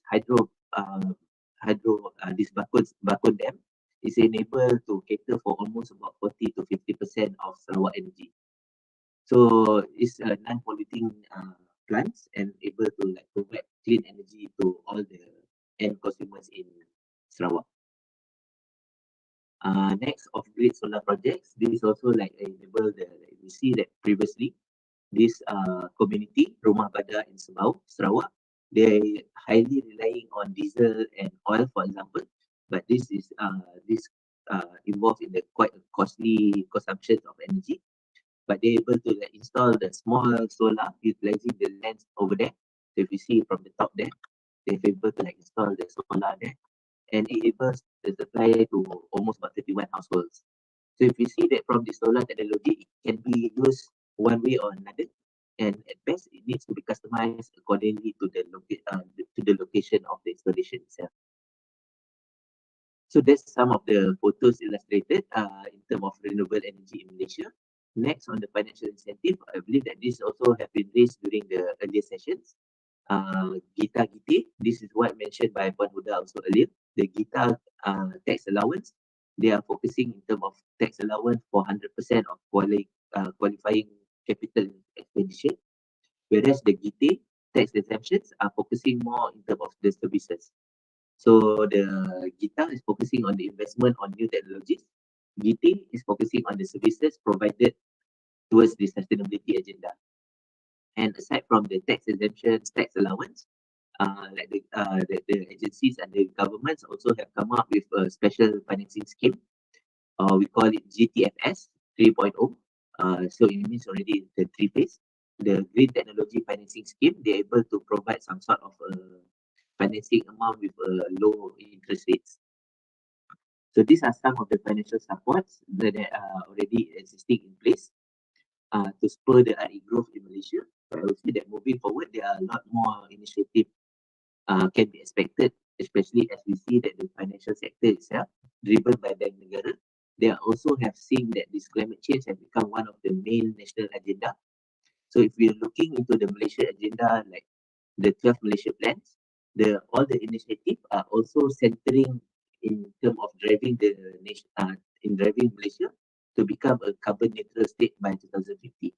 So I would say that the national agenda, the financial sectors, and also across the sectors, I would say the past 2-3 years, this has become one of their main agenda, and hopefully this will become one of the mainstay and be able to provide a better future for the next generations. So energy transitions, as mentioned, require a proper transition plan in ensuring the energy trilemma can be addressed collectively. So if I can just focus a bit here, like just now when I mentioned the quality of Malaysia electricity, like for example, in terms of looking on the y-axis, is focusing on the tariff. So if we see that our tariff is way cheaper compared to the developed nations, Italy, Australia, UK, France, for example, and we are cheaper electricity compared to Thailand and Philippines, for example. But the x-axis is focusing on the quality of our electricity. So if you see that the lower remarks on the if the x-axis go towards the left side is towards the low disruption of electricity supply. So if you see in terms of the quality of the electricity supply, Malaysia is almost comparable with the developed nations, but at the way cheaper cost. So like when transitioning into this energy transition, when we are shifting away from fossil fuels, then ultimately this will impact the position of Malaysia in terms of delivering the electricity supply. Yeah, so ultimately, like fossil fuel are still currently providing about 80% of electricity demand for Peninsular Malaysia. So if we introduce more and more renewable energy without a proper planning, this might affect the affordability. The tariff might go high, and in some cases, I would say that they might impact the quality of the electricity itself. So if I may just give sometimes in this area just to give some international benchmarking. Like for example, we have seen that some countries like Germany, United States, they have accelerated their renewable energy installations over past decades. And now I would say that, like for example, in Germany, they are able to say that they have able to deliver 100% renewable energy at certain point of the time. But as they are integrating in terms of more energy, more renewable energy in their mix, that they are also suffering from the increase of electricity tariff. So like for example, in the United States, as they are increasing their renewable energy capacity, their tariff have increased almost about 8 times. So for example, let's say if we on the same journey, if we are pushing the renewable energy and we need to pay 8 times of our electricity bills, is this something that Malaysian wants? So for example, let's say currently I'm paying 100 ringgit to TNB for my electricity bills. Am I willing to pay 800 ringgit for a cleaner energy? So it goes back to what's our main focus. We want to save the environment, or we want to save our pockets. So sometimes this transitioning, it requires investment, but again to see what's the implications in the future if we're not able to spend as such. So again, that's some examples in terms of what's happening in Germany and United States. And in UK, for example, they are also pushing on this renewable energy, and ultimately they have an increase in terms of their electricity supply, electricity tariff. So if we look into UK space, for example, they are suffering from this one thing that is called the energy poverty. They are looking to this energy poverty, in which the energy poverty, some of the communities members no longer afford the electricity levels. So if you're looking on the last year winter, for example, they are expecting a lot of death due to the winter because the citizens are not afford some level percentage of the citizens are no longer able to afford to turn on the heaters during the winter. Hence, there are a lot of death due to the unaffordability of electricity. And if you're looking as of last year, like I would say that the past 5 years, UK is revamping their RE portfolios, but as of last year, they are saying that they are starting back their coal operations. So this also to say that sometimes the plans is good at the year one, but eventually we need to make sure that as per the name itself, we want to make sure that whatever good we have on year one can be sustained over the long-term periods. Otherwise, it will disrupt the ecosystems and ultimately we will have a lot of stranded assets. Like for example, this mentioned within this area of concerns, stranded assets. For example, we have built up a lot of capacity, a lot of network developments to cater for fossil fuel. So let's say if we phase out from this fossil fuel, what will happen to this investment on infrastructure? Like for example, in Manjung, in Perak, we have invested almost about billions of ringgits to develop the infrastructure for coal capacities. So if we are to shut down these operations, what will happen to this billion ringgit of investment? Impact to tariff, job security. So along the fossil fuel value chains, there are hundreds of thousands employments within these sectors. So if we are shift away from this, what will happen to these hundreds of thousands job opportunities? And the last one is more on the emerging technologies. How the emerging technologies able to make the cleaner source transitions and more seamless transitions.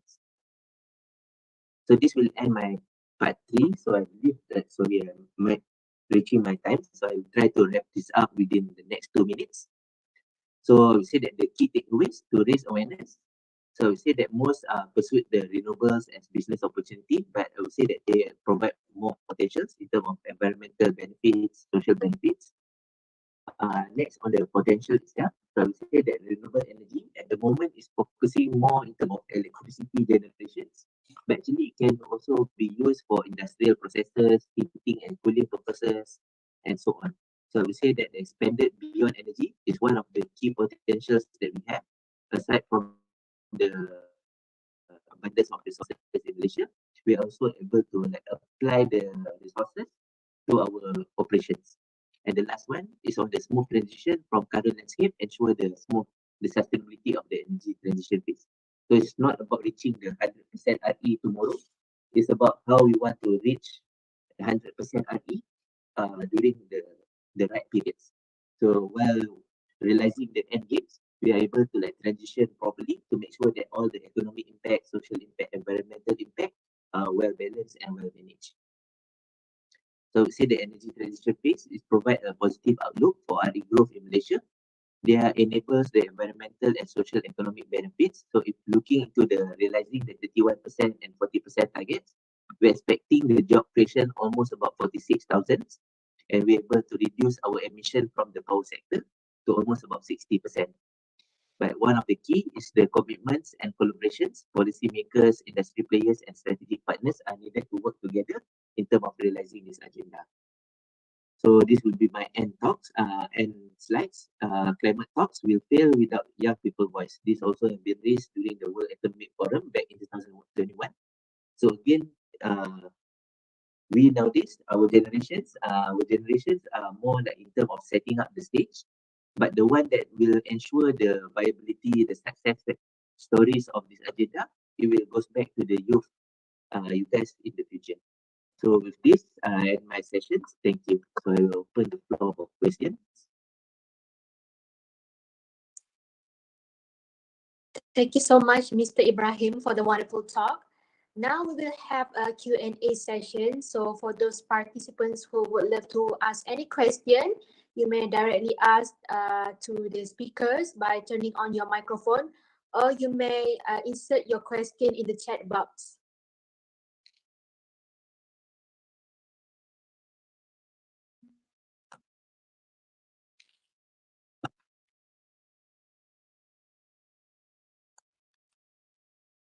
I may take the first question from Zuhaili. Malaysia state to face waste management problems more than climate change problems. Is there a way to use the waste and turn it into energy? Yes, it is. It's a initiative. Uh, this technology is what we call the waste to energy, in which we are able to burn waste to produce the energy. So there are initiative on this, but one of the key concern on this waste to energy is because like the technology itself, like for example solar panels, we are able to the panels able to manufacture in US, then we able to be applied and installed globally. Whereas for the waste to energy, it is subjected to the quality of waste we having. Uh, so I would say there's no like one technology that fits all waste, all type of waste globally. Hence, it's some sort of like a customized technology. And as we know that when we have the customization of technologies, this will also like increase the cost of installations. So like for example, in Malaysia, most of our waste, as mentioned also just now, that most of our waste, about 40 to 50% are coming from our food waste. So if we know that our kind of food is not like the kind of food in the Western area, like for example, in Western area, they probably mostly eating dry food like sandwiches, burgers, and for example. But in Malaysia, we eat all kind of stuff. We have all the mee curry, we have all the nasi kandar, for example, in which there are some sort of a wet waste. And when this wet waste is not properly managed, and if we put into this incinerator for burning, it will affect the performance of the equipment itself. So hence, a specific technology need to be developed in terms of catering for the kind of waste that uh, we are having. So one, the technology constraints, but the secondly that there are also like commitments to accelerate to have like these 5 incinerators at the moment at 5 states. But I would say currently they only have one facilities in Malaysia in operation. Uh, but eventually it targeted to have more facilities by 2035. And yes, I think that this is one of the key also can be considered as part of the renewable energy because this is able to like cater for two prong benefits.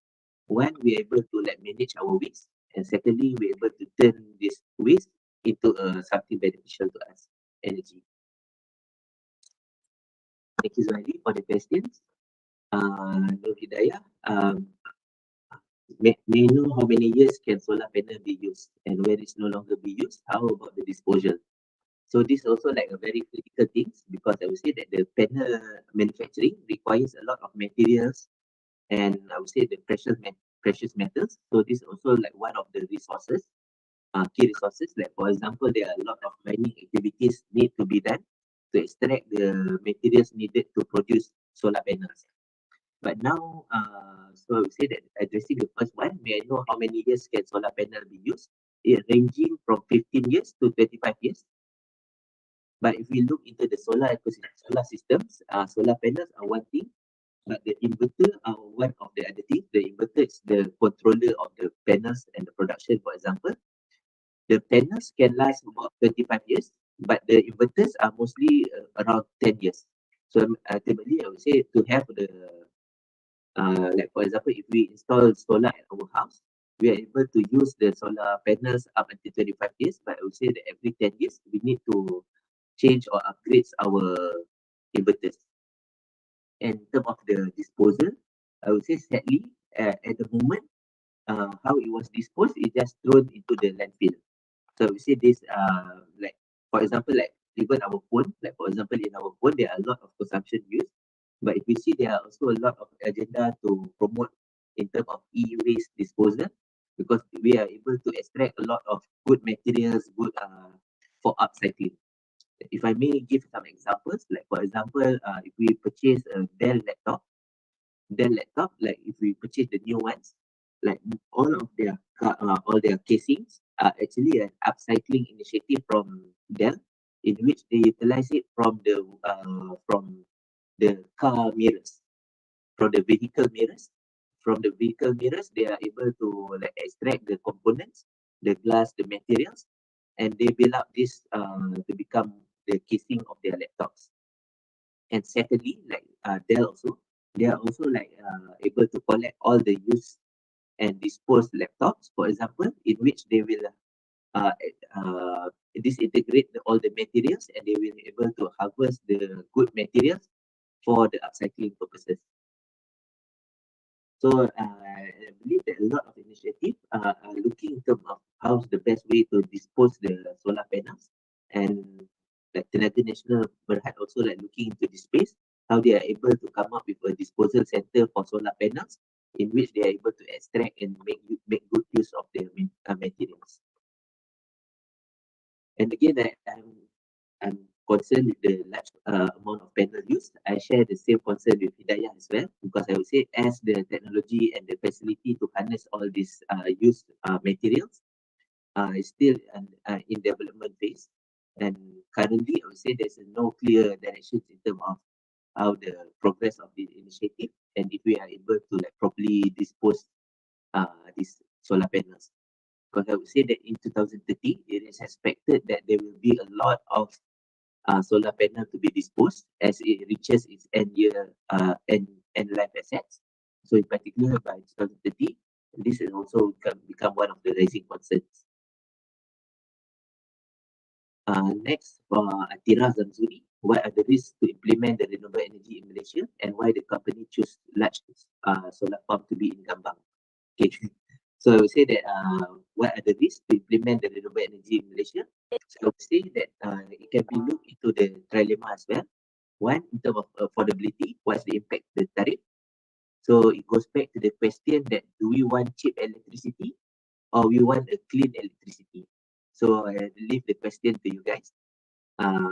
Like if we want to have a cheap electricity, this is where we need to continue rely on fossil fuel because they are cheaper and abundant sources. Whereas if we go for the renewable energy, this might have an impact to our energy tariff, like what happening in the Western blocks, for example. And why the company choose large solar farm to be in Gambang? Actually, it's not actually like, for example, the company that choose large solar farm in Gambang is actually UiTM itself, because in particular because they have the land banks there and they see the potential and they have a good solar irradiations in the area. Hence, they choose the site to be in Gambang. But ultimately, I would say there are a lot more. They have some in Sepang, they have some in Perak, they have a lot in Terengganu, for example. But I would say because like if we look into the Gambang picture just now, the large scale solar requires quite a huge land banks for development. So if you want to build up the large scale solar in urban areas, this will inflate the pricing of the installations due to the high price of the land itself. So usually they are looking in terms of more like rural areas in which they are not developed for other purposes, and so it's able to like make good use in terms of development of solar capacity as well as ensuring the price of the land banks minimal. So these are some considerations when they are choosing the site for the solar installations. So hope this answer your questions, Atira. Next, Adam Hashim. See the questions are a bit long. Malaysia are a bit behind in terms of opening up the energy markets to the renewable technology other than solar. For example, geothermal, even Indonesia and Philippines have started using geothermal as one of their energy inputs. Geothermal potentials not only in Sabah, technical are saying that they also have in Peninsular Malaysia, for example. Okay, so again, that if you're looking at these areas, totally agree with you. Like when talking about the other potentials, I would say that in Malaysia, we are focusing on the quick wins. Like for example, the solar itself is something that can be up and running right away because we have the potential, we have the rooftop, we have the solar irradiations, we have most of our daily times, we have a sunny day. But for example, like the geothermal, for example, if you're looking into the location of the potential itself, like for example, in Sabah, we have some in Tawau, and in Peninsular Malaysia, at the moment, the potentials are identified to be somewhere in Slim River in Perak. So if we're focusing on Sabah, for example, in Tawau, like the potential itself is way far in the rural areas, and they don't have the electrical connections to be connected to the grid. They are a bit in the rural areas in which the locations does not have any demand. The demands are not there. So one of the challenges is attracting the geothermal potential requires a huge investment, and ultimately to build up the electrical infrastructure to deliver the energy from the potential areas to the demand areas requires an extensive amount of investments in which like when we did the cost benefit analysis, this is something that are still questionable if either extracting the potential in Tawau is a good economically or not. And the second one, in the Slim River, for example, there are also a lot of initiatives to build up the geothermal. We have seen some companies trying to tap into these opportunities. But again, this goes back to the states, like for example, in the areas, it's within the hot spring areas. So the state government are contemplating either they want to develop it for the renewable energy purposes or as tourism center because it's well within the hot spring areas. So this is also like one of the challenges. So ultimately that due to the, I would say, less interest on the renewable energy at the state level, they are already like dedicating the areas which have the geothermal potentials to become the tourism center instead of the harnessing the geothermal potential for energy. So I would say that these are some of the challenges on the ground. So I would say that this renewable energy, the 31% and 40% are federal government's aspirations, but it needs to be supported by the state government as well to make sure that all the regulations, all the initiatives, and all the potentials are able to be tapped for this purpose.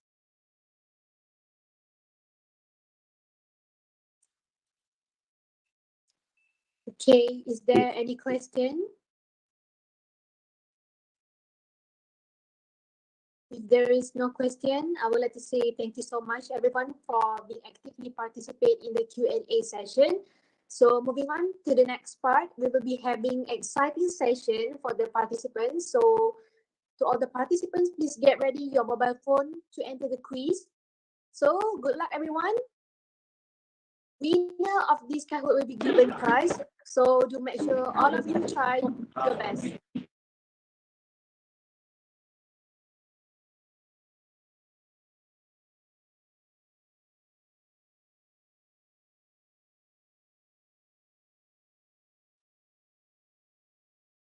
Okay guys, you may scan the QR code or you may enter the code, the quiz code, and make sure you are ready. Okay, wow, a lot of people is entering.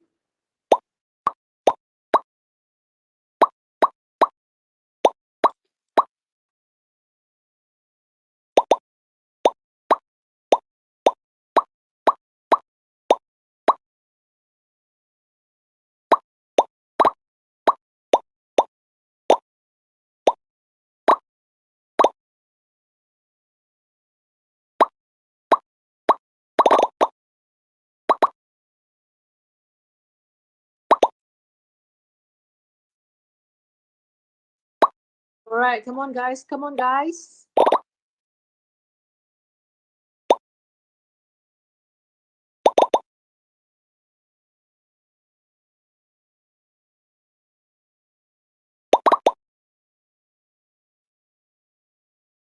We have like 55%. We need more persons. Okay.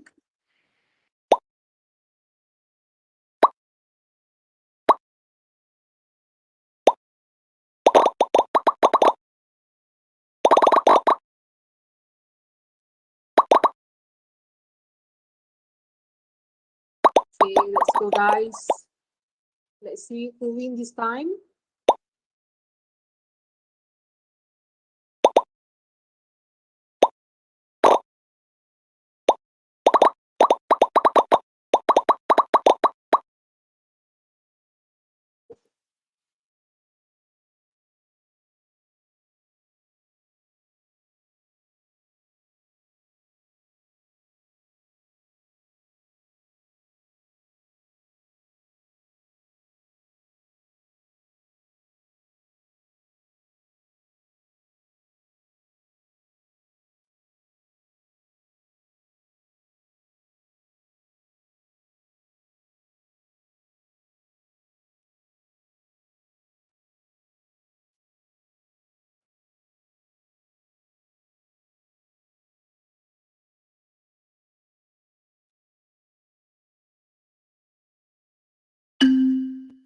Okay, the game is about to start. Get ready, guys. 3, 2, 1, go. Let's see who's winning this time.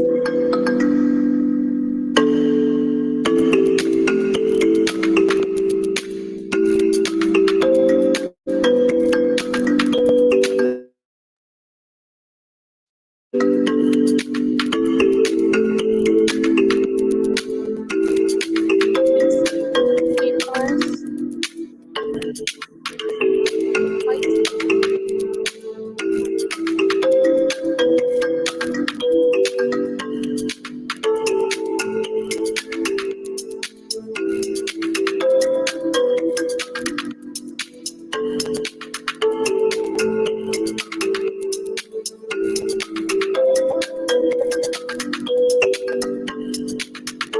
Alright, guys, do the best.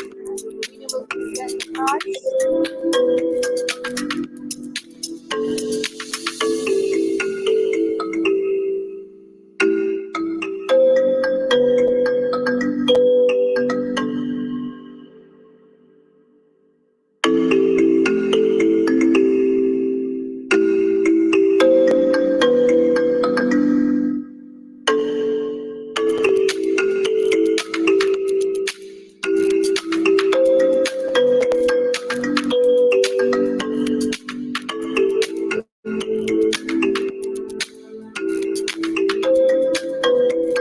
Right, come on, guys.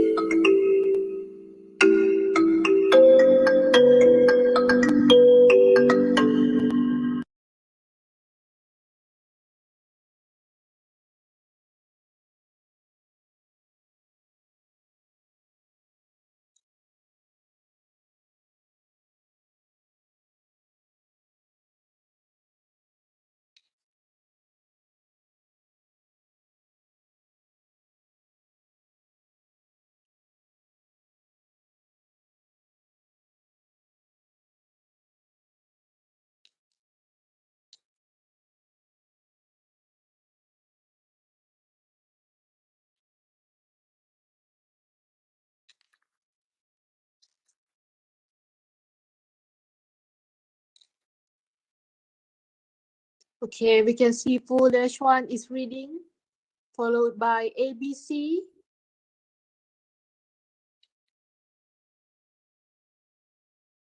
Come on, guys.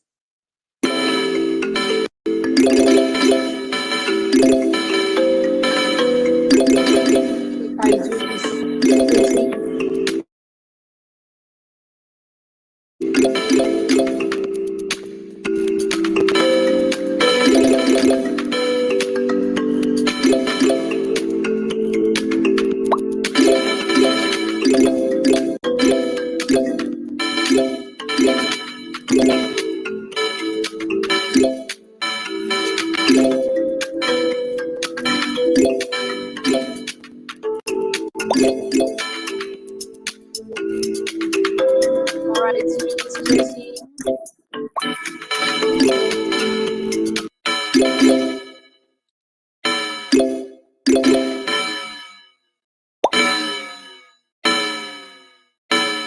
So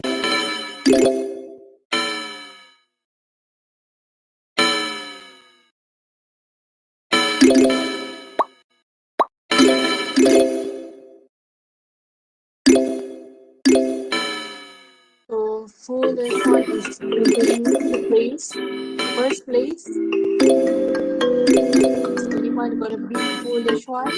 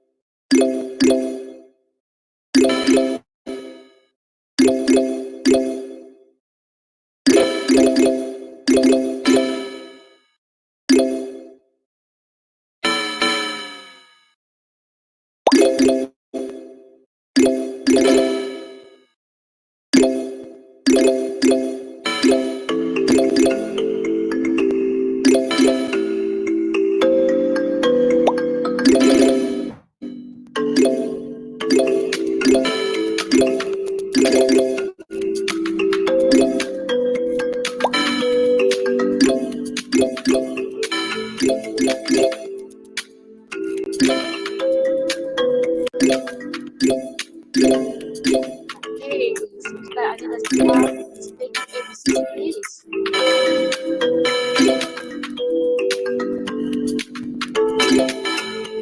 Anila Najia will be foolish one too, or maybe stay in her place. Oh yes, ABC is going down. Anila Najia is taking the lead. Wow. They are also chasing. Wow.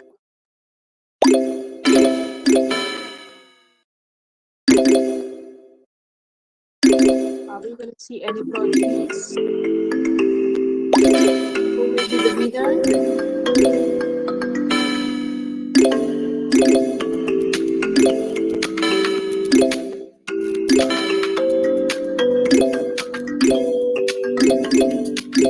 Okay.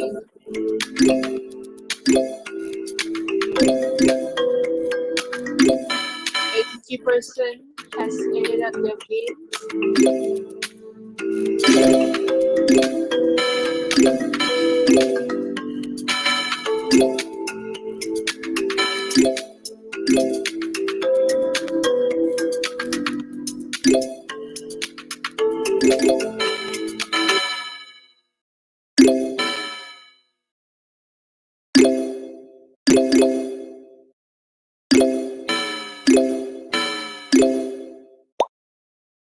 All right, seems like Disney has been leading, leaving Dia and Anastasia behind.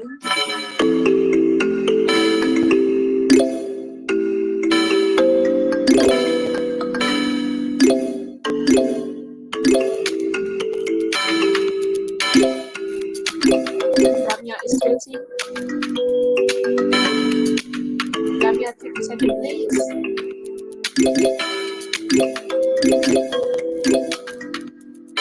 Dia is in third place. Wow, Ramya took number one place.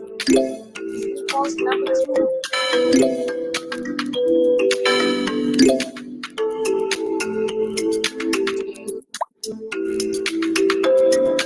Will Ramya win the session?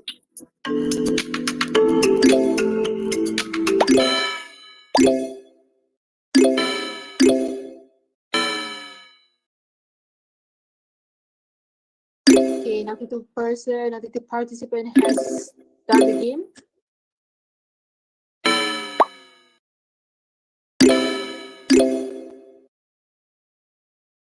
So the winner of this session goes to Damia.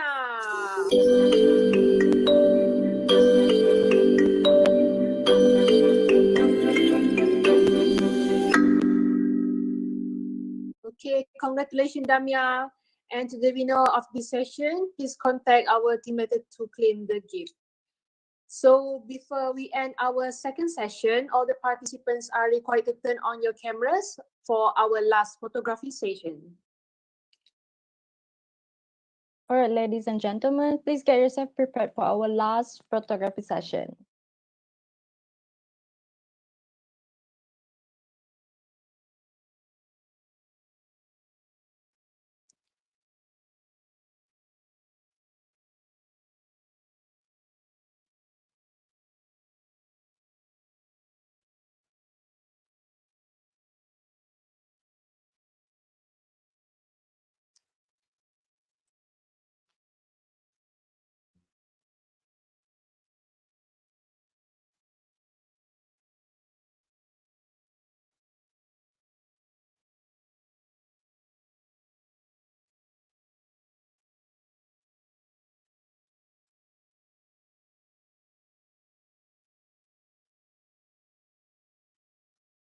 All right, is everyone ready? Okay, 1, 2, 3, smile. 1, 2, 3, smile. Okay, thank you for your cooperation. Back to Balkis. Thank you so much, Wadi. All right, ladies and gentlemen, towards the end of the Kahoot quiz, it remarks that our second session has ended. Once again, a big thank you to Mr. Ibrahim Ariffin for the insightful talk and everyone for being participating in this session. Ladies and gentlemen, thank you so much for your active participation today. So we really hope you enjoyed today's session. And we are really excited to see you again tomorrow in Train Talks, Occupational Safety and Health for Environment, Regulation of Safety and Health for Environment by Mr. Muhammad Tarmizi Muhammad Nordin, and also Accidents Experience of Safety and Health Industry by Mr. Muhammad Hazwan. So before we end, don't forget to fill up the attendance form provided in the chat box or WhatsApp group. Thank you so much for participating today and have a nice day.